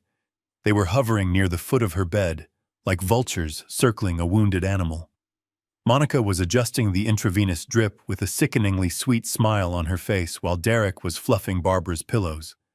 I forced my jaw to relax and walked over to my wife's side. She looked so incredibly fragile, her pale skin stark against the white linens. I leaned down and kissed her forehead, inhaling the familiar scent of her lavender soap. She fluttered her eyes open and gave me a weak, medicated smile. "Have a safe trip, Richard," she whispered, her voice barely audible. I held her hand, squeezing it gently, silently, promising her that she was not alone. I told her I would be back before she knew it. I stood up and turned to my son. Derek reached out and gave me a firm, masculine handshake. "Have a great flight, Dad," he said, looking me right in the eyes with zero hesitation. "Do not worry about a single thing here. We have everything under complete control." I nodded, thanking him for his dedication, and walked out the door. It took every ounce of my willpower not to turn around and break his jaw. The drive to Dallas-Fort Worth International Airport was a blur of highway concrete and morning commuter traffic. I drove in complete silence, leaving the radio off. My mind was hyper-focused on the logistics of the federal trap. I knew Mitchell had his undercover agents positioned in unmarked vehicles near the perimeter of my gated community. I knew the honeypot server was active and waiting for the wire transfer. But the sheer terror of leaving Barbara alone with those two monsters gnawed at my stomach like physical acid. I pulled into the terminal parking garage and took the elevator down to the departures level. I had to make this look entirely authentic.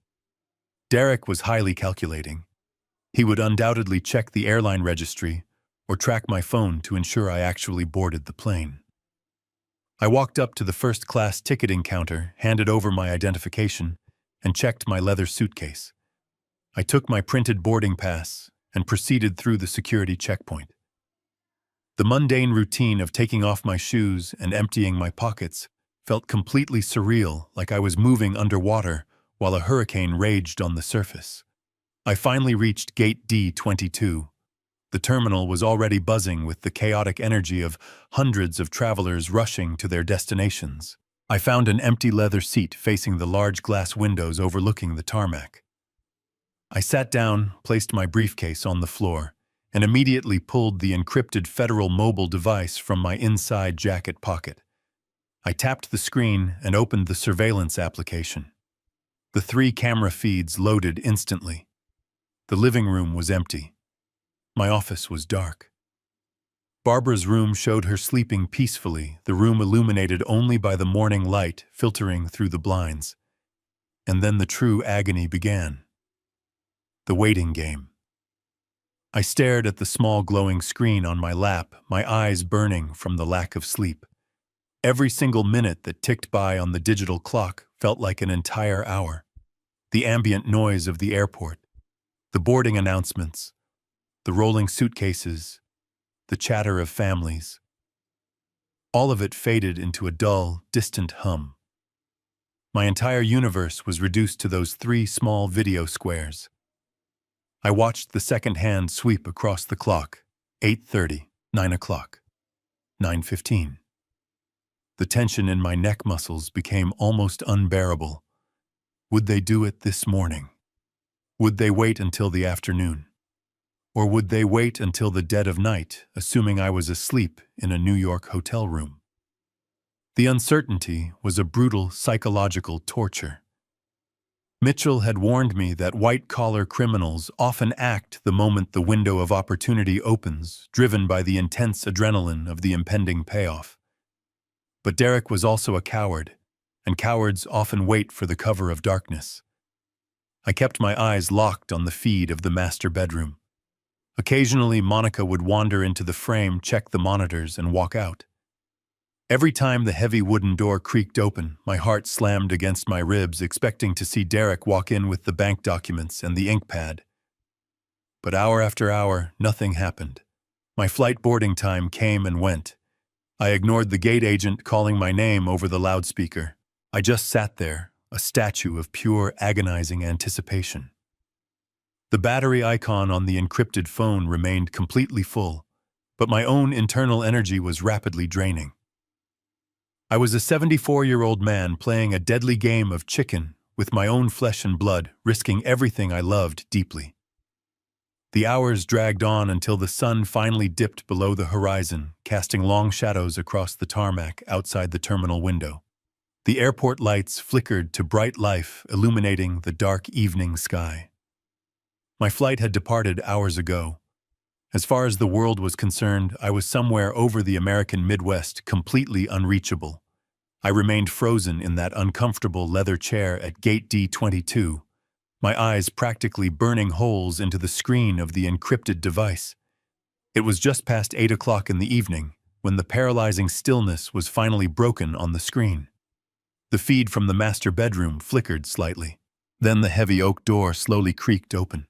My chest tightened so painfully, I thought my own heart might give out. Into the eerie green glow of the night vision lens stepped my 43-year-old son. He was followed closely by his wife, Monica. They did not walk with the gentle, quiet steps of concerned caretakers. They moved with the sharp, calculated efficiency of predators closing in on a kill. I leaned closer to my phone, my breath caught in the back of my throat. Derek was holding the papers. Even through the grainy green filter of the camera, I immediately recognized the embossed logo at the top of the pages. They were the Central Family Trust Fund documents, the final authorization forms for the offshore wire transfer. Derek stepped up to the right side of the bed. He leaned over Barbara, who was lying completely still, deeply medicated by the pills Monica had undoubtedly forced upon her earlier in the day. With a horrifying lack of hesitation, Derek grabbed Barbara's limp right hand.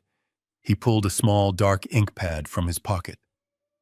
My stomach plummeted with absolute disgust. I watched in absolute helpless horror as my own flesh and blood firmly pressed his unconscious mother's thumb into the dark ink and then forced her fingerprint onto the signature line of the financial documents. The biometric signature was finally secured. The specific requirement to steal $15 million was now completely fulfilled. He wiped her thumb carefully with a tissue, shoved the valuable papers into his leather folder, and nodded silently at Monica. I thought they were finished. I thought they were just going to walk out of the room, authorize the transfer, and quickly prepare to flee away. I thought the worst part of this nightmare was finally over. I was completely disastrously wrong. Monica stepped forward. She unclasped her designer handbag and reached inside. When her hand emerged, the fluorescent light from the hallway caught the sharp edge of a medical syringe. It was full of a clear, deadly liquid. My blood turned to solid ice. The bustling noise of the airport around me completely faded away into a dull, distant ringing. All I could hear was the frantic pounding of my own heart against my ribs. Monica walked over to the tall, intravenous fluid pole nearby.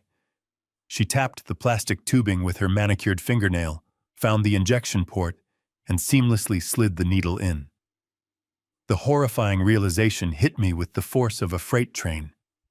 They were not just robbing her. They were actively murdering her. The financial fraud was only the first half of their sickening master plan. I suddenly remembered the footage from the very first night of surveillance, when Derek was frantically photographing the documents in my private study.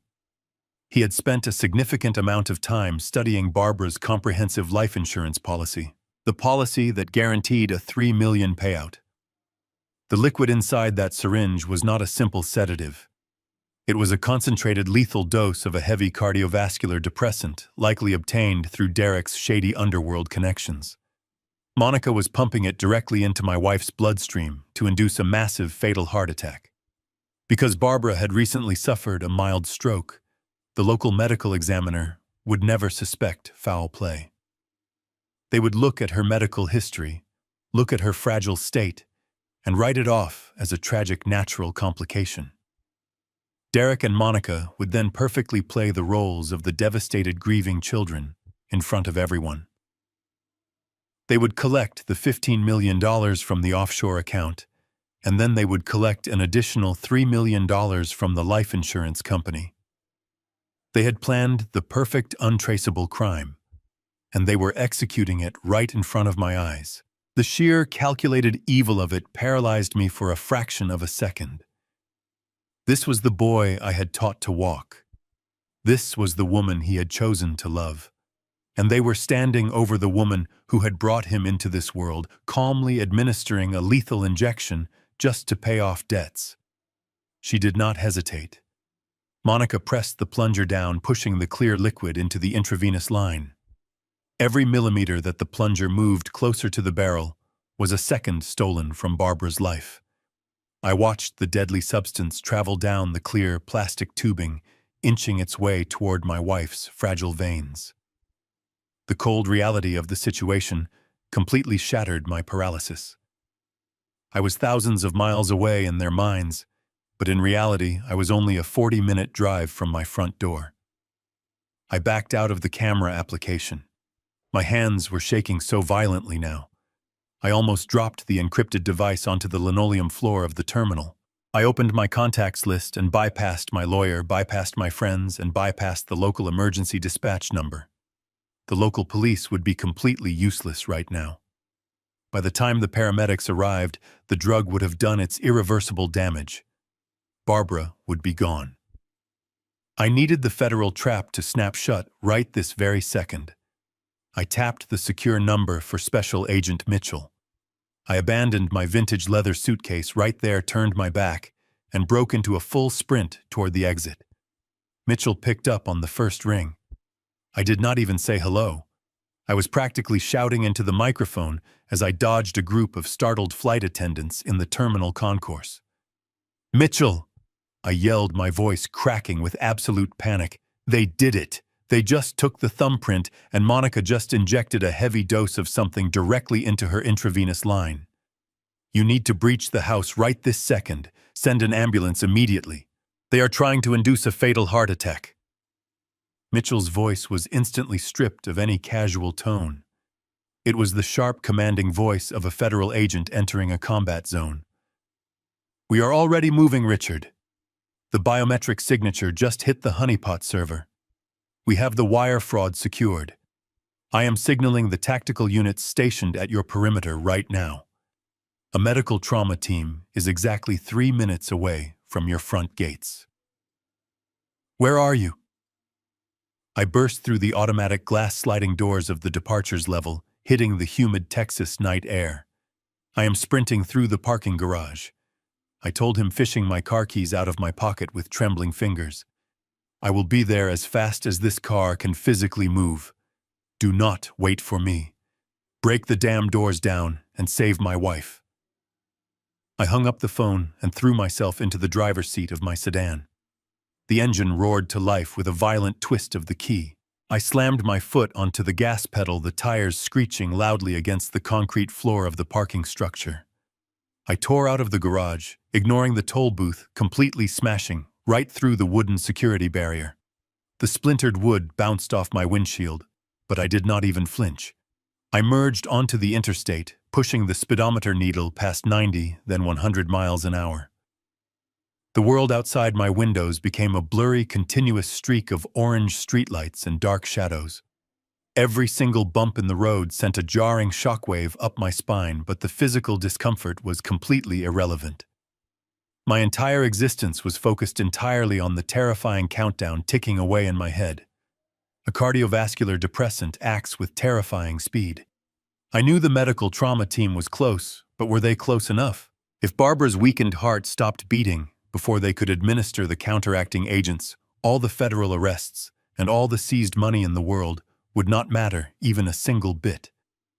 I would have traded every penny of my $18 million empire just to guarantee she took another breath. I gripped the leather steering wheel so tightly that my knuckles turned completely white and my hands began to cramp. A hot, burning wave of pure, unfiltered fury washed over me, temporarily overriding the suffocating panic. How dare he? How dare the boy I raised, the boy I protected and provided for his entire life, sink to this level of absolute depravity? He was not just stealing my wealth. He was trying to erase the very heart of our family for his own selfish survival. He was willing to sacrifice the woman who had rocked him to sleep. When he was sick, the woman who had loved him unconditionally, despite his countless flaws.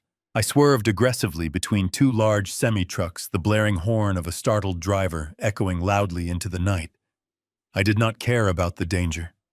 I did not care if the highway patrol tried to pull me over. I would have rammed a police cruiser if it tried to slow me down. I kept my eyes fixed firmly on the dark horizon, silently begging whatever higher power was listening to keep Barbara holding on just a little bit longer. My phone buzzed loudly in the cup holder.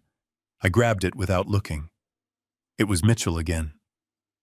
"Richard, we have breached the perimeter," his voice crackled through the speaker, accompanied by the chaotic background noise of shouting men and heavy vehicle engines. "The tactical team is approaching the front portico. The medical unit is right behind them. We are going in hard. Do not do anything foolish when you arrive. Let my agents secure the targets." "I am 5 miles away," I shouted back, my foot pressing the gas pedal entirely to the floorboard. "Just get to that bedroom." The final stretch of the highway felt like navigating through a thick, endless nightmare.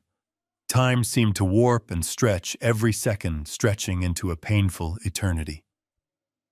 The familiar exit sign for my upscale neighborhood finally appeared in the distance. I took the sharp turn at an incredibly reckless speed, the tires squealing loudly as the car drifted slightly across the empty intersection. I blasted through the quiet residential streets, blowing past red lights and stop signs without a single moment of hesitation. The massive oak trees lining the avenue leading to my property blurred past my windows. As I rounded the final bend approaching my estate, the dark night was suddenly violently illuminated by a chaotic sea of flashing red and blue emergency lights. The massive wrought iron gates at the entrance of my driveway had been completely forced open. A heavy armored tactical vehicle was parked diagonally across the cobblestones, right next to a bright yellow medical trauma ambulance. Dozens of federal agents wearing dark windbreakers with large yellow letters printed on the back were swarming the grand front lawn. It was a massive, overwhelming show of federal force descending directly upon the house I had built with my own 2 hands. I slammed the brakes, skidding to a harsh stop, right behind the ambulance. I threw the car door open before the vehicle had even completely stopped moving. I hit the ground, running, my heart hammering against my ribs with the force of a sledgehammer. The front doors of my home were wide open, bathed in the harsh, blinding glare of tactical flashlights. The storm arrived. I did not wait for Mitchell to give the formal order to breach. I pushed my way past 2 heavily armed tactical agents wearing dark helmets and thick ballistic vests. My blood was boiling, drowning out any sense of caution or protocol. The grand double doors of my estate, made of solid mahogany and reinforced glass, were already unlocked. I did not bother turning the brass handle. I lifted my heavy leather dress shoe and kicked the center of the doors with every ounce of strength I had left in my 74-year-old body. The doors flew open with a violently loud crash, the wood slamming hard against the interior plaster walls. The sharp noise echoed through the grand foyer like a gunshot. 6 federal agents flooded into my home immediately behind me, their heavy combat boots stomping rhythmically against the pristine marble floors. Their bright flashlights cut through the dim, elegant lighting of the house, sweeping rapidly across the expensive artwork and the sweeping staircase. But I did not look at the agents or the chaotic shadows dancing on the walls. My eyes locked directly onto the formal living room situated just off the main hallway. The stark contrast between the sheer tactical violence entering the home and the scene unfolding inside that room was absolutely sickening. A warm fire was crackling pleasantly in the grand stone fireplace. Soft jazz music was playing quietly from the hidden surround sound speakers, and sitting there right on my custom Italian leather sofa were Derek and Monica. They were not packing bags in a panic. They were not frantically checking on a dying woman. They were celebrating. A bottle of my absolute most expensive vintage red wine, a rare bottle I had been saving specifically for my 50th wedding anniversary, was sitting open on the glass coffee table. Monica was leaning back against the plush cushions, her legs casually crossed, holding a delicate crystal glass half full of the dark red liquid. Derek was standing proudly near the fireplace mantel, laughing out loud at something she had just said.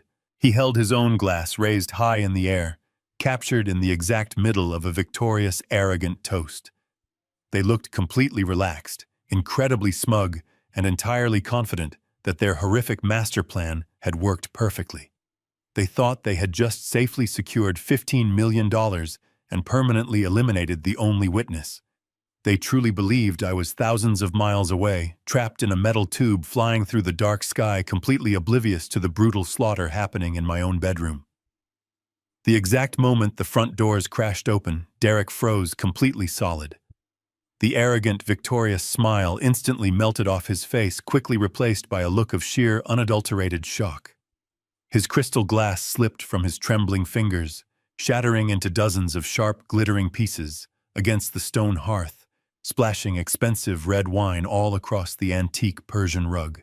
Monica gasped loudly, dropping her own glass onto the expensive sofa and pulling her legs up to her chest in sudden, genuine terror as the heavily armed federal agents rapidly poured into the grand room, their weapons drawn and pointed downward in a ready position. Mitchell stepped purposefully into the light, his gold federal badge gleaming brightly on his belt. But Derek did not even look at the armed agents. His wide, panicked eyes locked entirely onto me. He simply could not comprehend how I was standing there.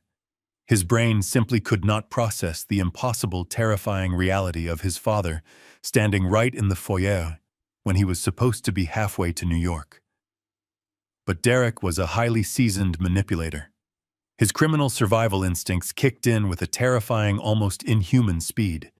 He immediately threw both of his hands high up in the air, completely shifting his facial expression from guilty shock to a perfect manufactured mask of innocent outrage. He took a slow step forward, carefully ignoring the stern federal agents flanking him closely on both sides. "Dad," he shouted loudly, his voice cracking, with an incredibly realistic tone of frightened confusion. "Dad, what in the absolute world is going on here? Who are these strange men? Why are they aggressively breaking into our family house? We were just sitting here having a quiet drink together. We were just checking on Mom a few minutes ago. She was sleeping so peacefully in her bed. Tell them to lower their weapons right now, Dad. You are completely terrifying, Monica. This has to be some kind of terrible, massive misunderstanding." The sheer audacity of his desperate lie, spoken so smoothly and confidently, while my wife was actively dying in the very next room, pushed me far past the brink of normal human anger. He was actually trying to play the innocent victim. He was actively trying to use my deep paternal love for him one final time, truly hoping my blind parental instincts would somehow override the overwhelming, undeniable evidence standing right in front of me. He looked directly at me with those wide, pleading eyes, using the exact same innocent expression he used when he broke a window as a young child and swore it was the neighbor boy. He wanted me to protect him from the incoming storm, but I was no longer the blind, trusting father he thought he could easily manipulate. I did not say a single word to him. I simply raised my right hand and pointed a single trembling finger straight down the long hallway, directing the highly trained paramedics who were now rushing rapidly through the shattered front door, carrying their heavy medical trauma bags. They sprinted past the living room, completely ignoring my son, running desperately toward Barbara to save her fading life. The federal agents immediately moved forward, completely surrounding the two of them. Mitchell stared at Derek with absolute disgust, ready to bring the full, devastating weight of the United States government crashing down on his head. I stood completely frozen, staring at the man who shared my last name. He kept his hands raised in the air, his chest heaving with exaggerated breaths, waiting for me to validate his ridiculous lie. He wanted me to tell the federal agents that this was all a terrible mistake, that he was a good son, simply watching over his sick mother. I did not give him the satisfaction of a single syllable. I did not scream. I did not curse him. The absolute silence I offered was far more devastating than any physical blow I could have delivered. I slowly lowered my pointing arm and began walking forward. I stepped directly past him, deliberately bumping my shoulder against his chest, treating him like a piece of broken furniture in my way. The federal agents instinctively parted to let me through, their tactical rifles remaining firmly fixed on Derek and Monica. I walked straight toward the massive 85-inch flat-screen television mounted directly above the grand stone fireplace. The soft jazz music was still playing quietly from the speakers, providing a surreal soundtrack to the absolute destruction of my family. I reached into my jacket pocket and pulled out the encrypted mobile device Thomas had given me. My fingers were no longer trembling.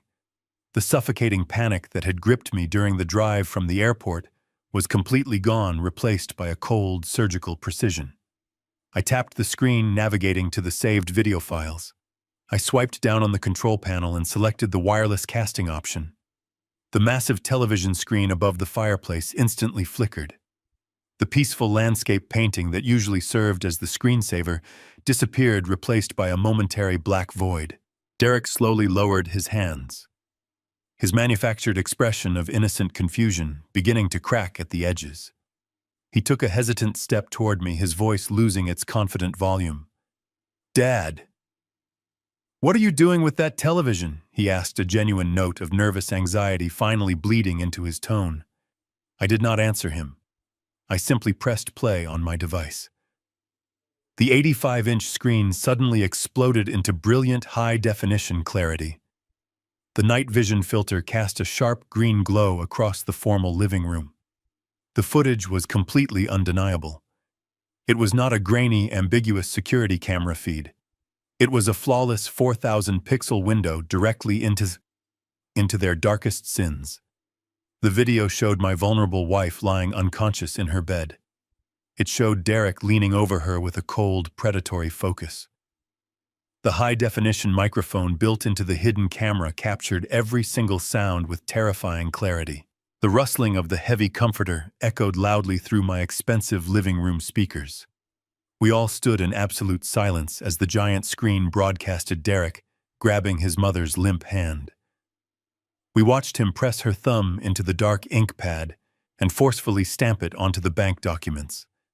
The collective breath of the federal agents in the room seemed to catch all at once. Even men who hunted criminals for a living were physically disgusted by the sheer intimacy of the betrayal playing out on the screen. But the true horror had not even started yet.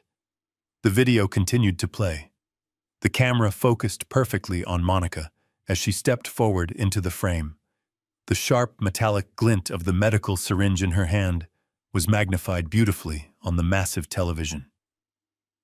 Derek took a sudden, staggering step backward, his expensive leather shoes catching the edge of the antique rug.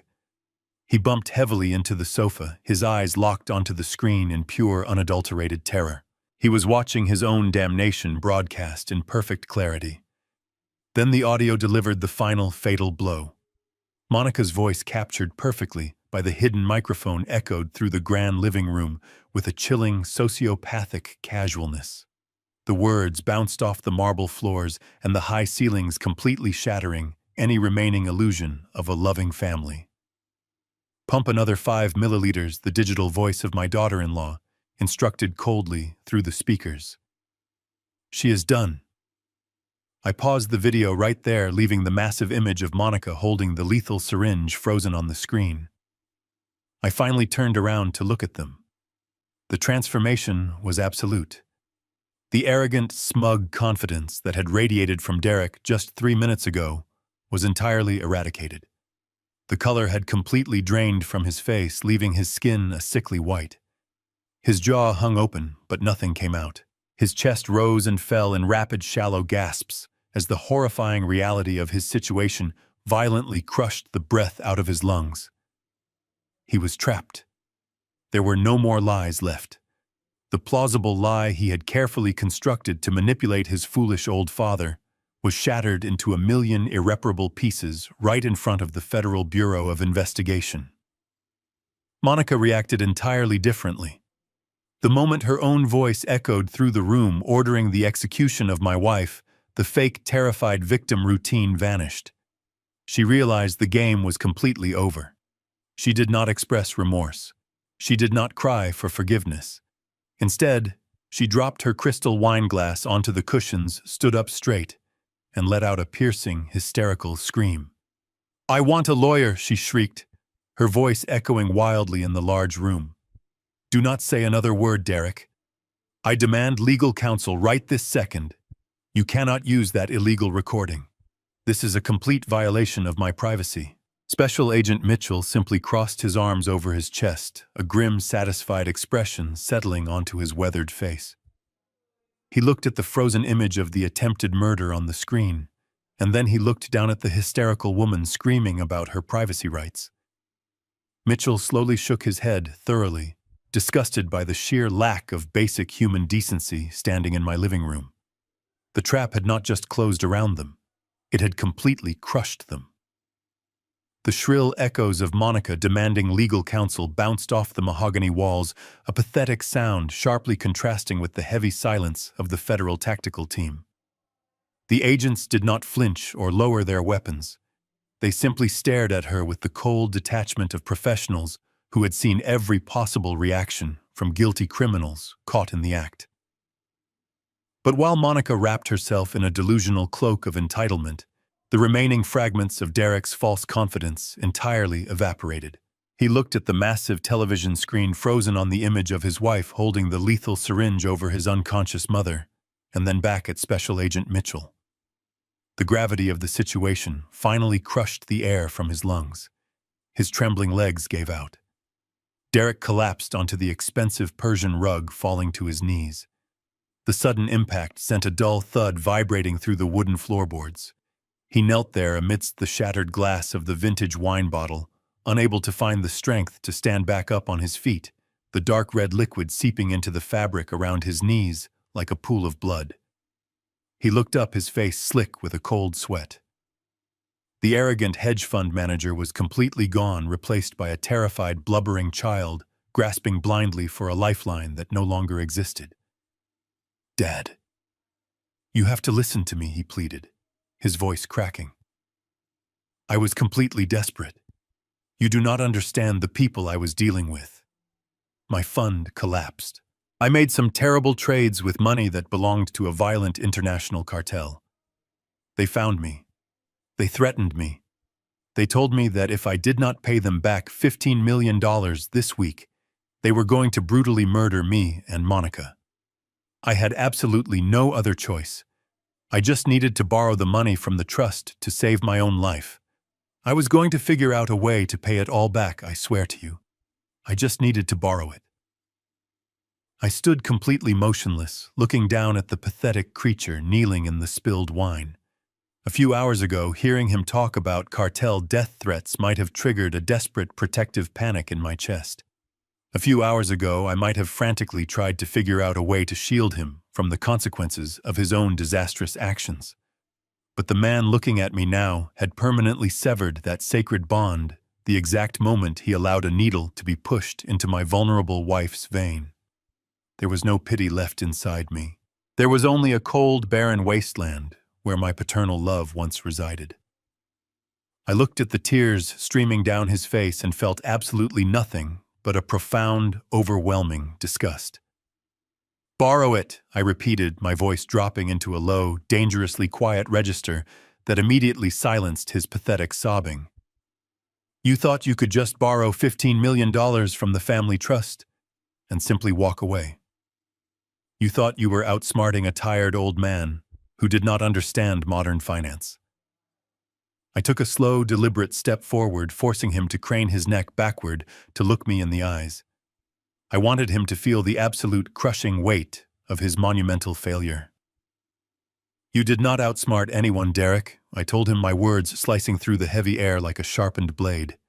"You did not wire a single penny of my money to a corporate account in the Cayman Islands tonight. The bank manager you thought you manipulated has been working directly with the federal government for the past 5 days. You authorized a biometric wire transfer directly into a secured, encrypted server owned by the Federal Bureau of Investigation. You just committed federal wire fraud on a government network, son. The money you tried to steal never even left the state of Texas. It is sitting in a federal honeypot, and you just handed them the absolute perfect paper trail." Derek's mouth opened, but his vocal cords completely failed him. His eyes widened to an impossible size as the devastating reality of the federal trap finally settled over his panicked mind. He had not just failed to pay off his cartel debt. He had actively delivered himself straight into a federal prison sentence. But I was not finished. I pointed a steady finger up at the massive television screen dominating the room. And that syringe, I continued, my voice trembling slightly with the raw, unfiltered fury I had been suppressing for days. That was not a financial transaction. That was not you trying to borrow money to save your own miserable life. That was you standing by and watching your wife pump a lethal cardiovascular depressant into the mother who gave you life. That is attempted first-degree murder. There is no cartel excuse for that. There is no financial justification for that. You crossed a line tonight that cannot ever be forgiven in this life or the next. Special Agent Mitchell stepped forward, placing a heavy hand on my shoulder, silently letting me know that my part in this nightmare was finally over. He looked down at Derek, his expression carved from solid granite. Derek Stanton Mitchell announced, his voice booming with absolute, undeniable authority. You are under arrest for conspiracy to commit wire fraud, aggravated identity theft, and attempted murder. You have the right to remain silent. Anything you say can and will be used against you in a court of law. Special Agent Mitchell gestured sharply to the armed tactical agents standing by. Two heavily armored men stepped forward, grabbing Derek by the shoulders and hauling him up. Derek offered absolutely no physical resistance. He was completely broken, his body limp as they spun him around. The metallic click of steel handcuffs ratcheting tightly around his wrists echoed loudly. As the heavy steel clamped securely over his wrists, the remaining fight drained completely from his body. The federal agents did not treat him with any gentleness. They dragged him to his feet, pulling him roughly toward the shattered front doors. Monica was next. She fought against the restraints, kicking and screaming obscenities that echoed off the high ceilings, but the agents were entirely unfazed by her childish temper tantrum. They forcefully marched her out of the house. I did not follow them to the door. I turned my back on the two criminals who had infiltrated my home and rushed down the long hallway toward the master bedroom. The medical trauma team had completely taken over the space. 4 paramedics were moving with a frantic, coordinated urgency. They had already inserted a new intravenous line into Barbara's arm, pumping heavy doses of counteracting agents directly into her system to fight the lethal cardiovascular depressant. One paramedic was constantly reading her rapidly dropping blood pressure aloud, while another secured a thick oxygen mask over her pale face. I stood frozen in the doorway, completely useless, watching strangers fight a desperate war to save my wife. They transferred her limp body onto a collapsible stretcher. The head paramedic looked at me, his expression grave, and told me they needed to transport her to the hospital immediately if she was going to have any chance of surviving the night. I stepped aside, pressing my back against the wall as they rushed the stretcher down the hallway. The wheels clattered loudly against the hardwood floors, a terrifying sound that completely drowned out the residual noise of the federal raid. I followed them outside into the humid night air. The front lawn was a chaotic sea of flashing red and blue lights. I watched as the paramedics loaded Barbara into the back of the bright yellow ambulance, slamming the heavy doors shut. The sirens wailed to life, piercing the quiet neighborhood, and the vehicle sped away down the dark street. A few yards away, I saw Derek being aggressively shoved into the back of a dark federal transport vehicle. He looked back at me one final time through the thick wire mesh of the window. There was no defiance left in his eyes, only the hollow, terrified realization of the nightmare he had created for himself. The heavy door slammed shut, cutting off our connection forever. Monica was loaded into a separate vehicle, her muffled screams finally silenced by the thick, bulletproof glass. One by one, the federal agents packed up their tactical gear and climbed into their armored trucks. Special Agent Mitchell approached me, his face grim but respectful. He told me he would have a patrol car drive me to the hospital, assuring me that the crime scene would be fully secured by his forensic teams. I nodded numbly, thanking him for saving my family. As the convoy of federal vehicles slowly drove away, carrying the remnants of my shattered family into the night, an overwhelming, suffocating silence descended upon my massive estate. I stood entirely alone on the front porch, the cool wind chilling the sweat on my face. The house behind me, the fortress I had built with decades of blood and sweat, felt entirely hollow. I walked back inside for a brief moment to grab my coat. The grand living room was a disaster. The expensive vintage wine had pooled darkly onto the Persian rug, mixing with the shattered crystal of the broken glasses. It looked exactly like a crime scene, which is exactly what it was. I closed the shattered front doors as best as I could and climbed into the waiting police cruiser. The next 48 hours were the absolute darkest period of my entire life. I sat in a hard plastic chair beside a narrow bed in the intensive care unit of the Dallas Presbyterian Hospital. The sterile room smelled of harsh chemical bleach and rubbing alcohol. The only sound was the rhythmic, terrifying beeping of the cardiac monitor, tracking my wife's fragile heartbeat.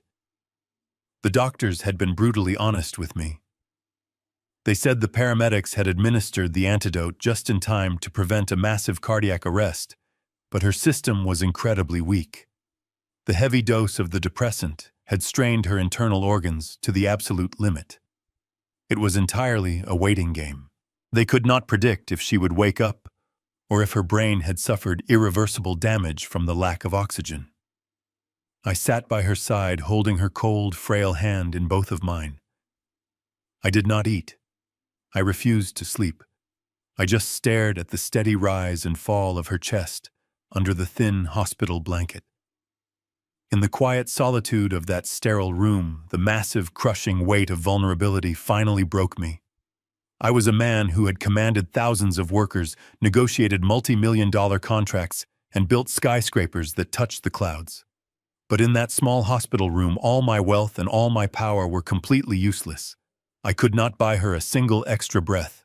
I could not negotiate with death. I was just a terrified old man, clinging to the only person who truly mattered.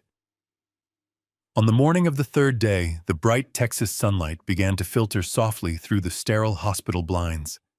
Suddenly, I felt a faint pressure against my palm. I lifted my head quickly. Barbara's pale fingers were slowly curling around mine.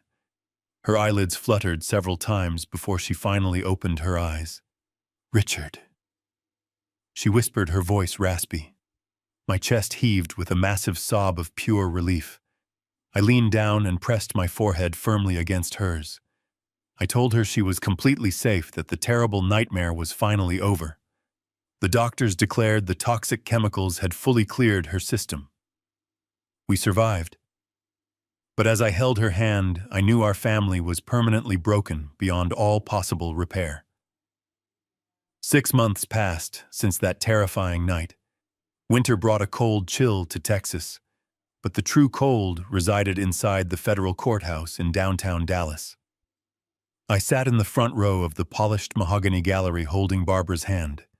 She was sitting in a custom wheelchair, looking frail but remarkably resilient, her spirit unbroken.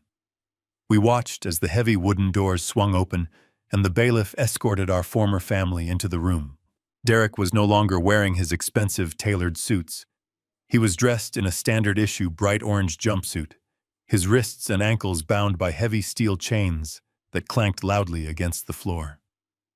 Monica followed closely behind him, her designer activewear replaced by the same humiliating uniform. Her hair was unkempt, and the arrogant spark in her eyes had been completely extinguished by the brutal reality of federal detention. The judge presiding over the case was a stern, uncompromising woman who had zero tolerance for white-collar criminals exploiting the elderly. The trial was swift and absolutely devastating. The high-definition video from the hidden cameras, combined with the irrefutable digital trail of the biometric wire transfer hitting the federal honeypot server, left their defense attorneys completely powerless. There were no plea deals offered. There was no leniency granted. The judge looked directly down from her elevated bench and delivered the final crushing blow.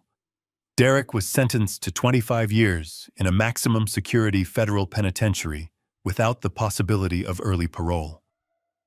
Monica received a sentence of 15 years for her active role in the conspiracy and the attempted murder. Furthermore, the federal government moved aggressively to seize every single asset they possessed. The luxury black Porsche Cayenne was confiscated and auctioned off. Their upscale downtown properties purchased with stolen investor funds were liquidated to provide restitution to the victims of Derek's massive Ponzi scheme. As for the violent international cartel, Special Agent Mitchell's task force used the seized financial records to launch a massive raid, completely dismantling their local operations. Derek's nightmare was finally absolute. As the bailiff led them away, Derek stopped for a brief fraction of a second and looked back at me. There were no tears left. There was only a vast canyon where a human soul should have been. I did not nod. I did not look away. I simply stared back at him until the heavy courtroom doors closed permanently, shutting him out of my life. Returning to our massive estate after the trial felt entirely wrong. The sprawling mansion, once a symbol of my lifelong success and hard work, now felt like a giant, echoing mausoleum. The grand living room held the ghost of that terrible night. The master bedroom carried the dark stain of betrayal. I knew we could not stay there. I contacted a premium real estate broker and sold the entire property within a month. We did not need an $18 million fortress. We needed true sanctuary.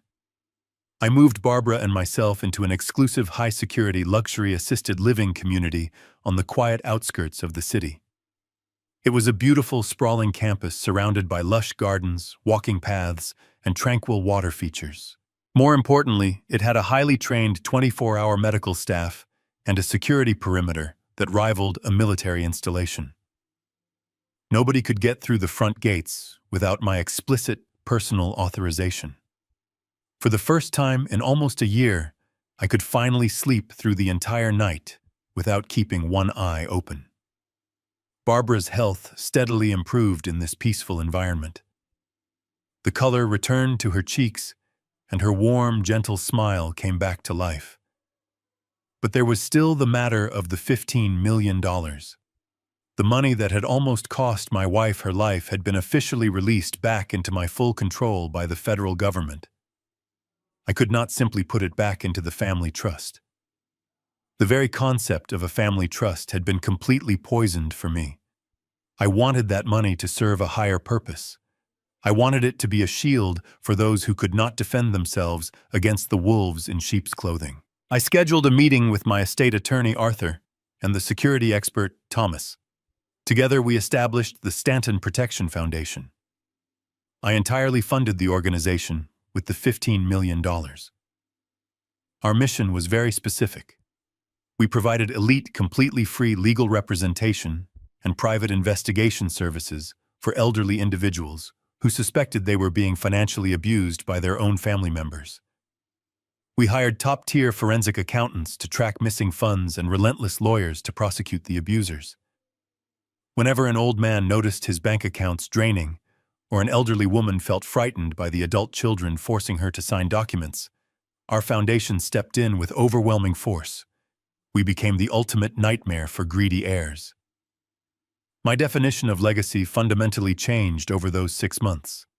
I used to believe that a man's legacy was defined by the blood running through the veins of his children. I believed it was about passing down a prestigious name and a massive fortune to the next generation.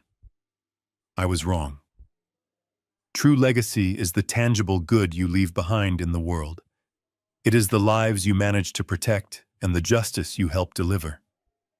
My bloodline may have produced a selfish monster, but my life's work is now actively saving hundreds of vulnerable people from suffering the exact same terrifying ordeal that my wife and I barely survived.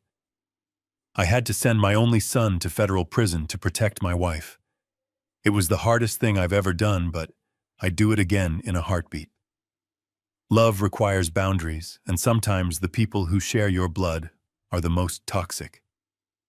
Did you like my story? Which city are you listening from? Let's meet in the comments. Thank you for your sweet support, and don't forget to subscribe.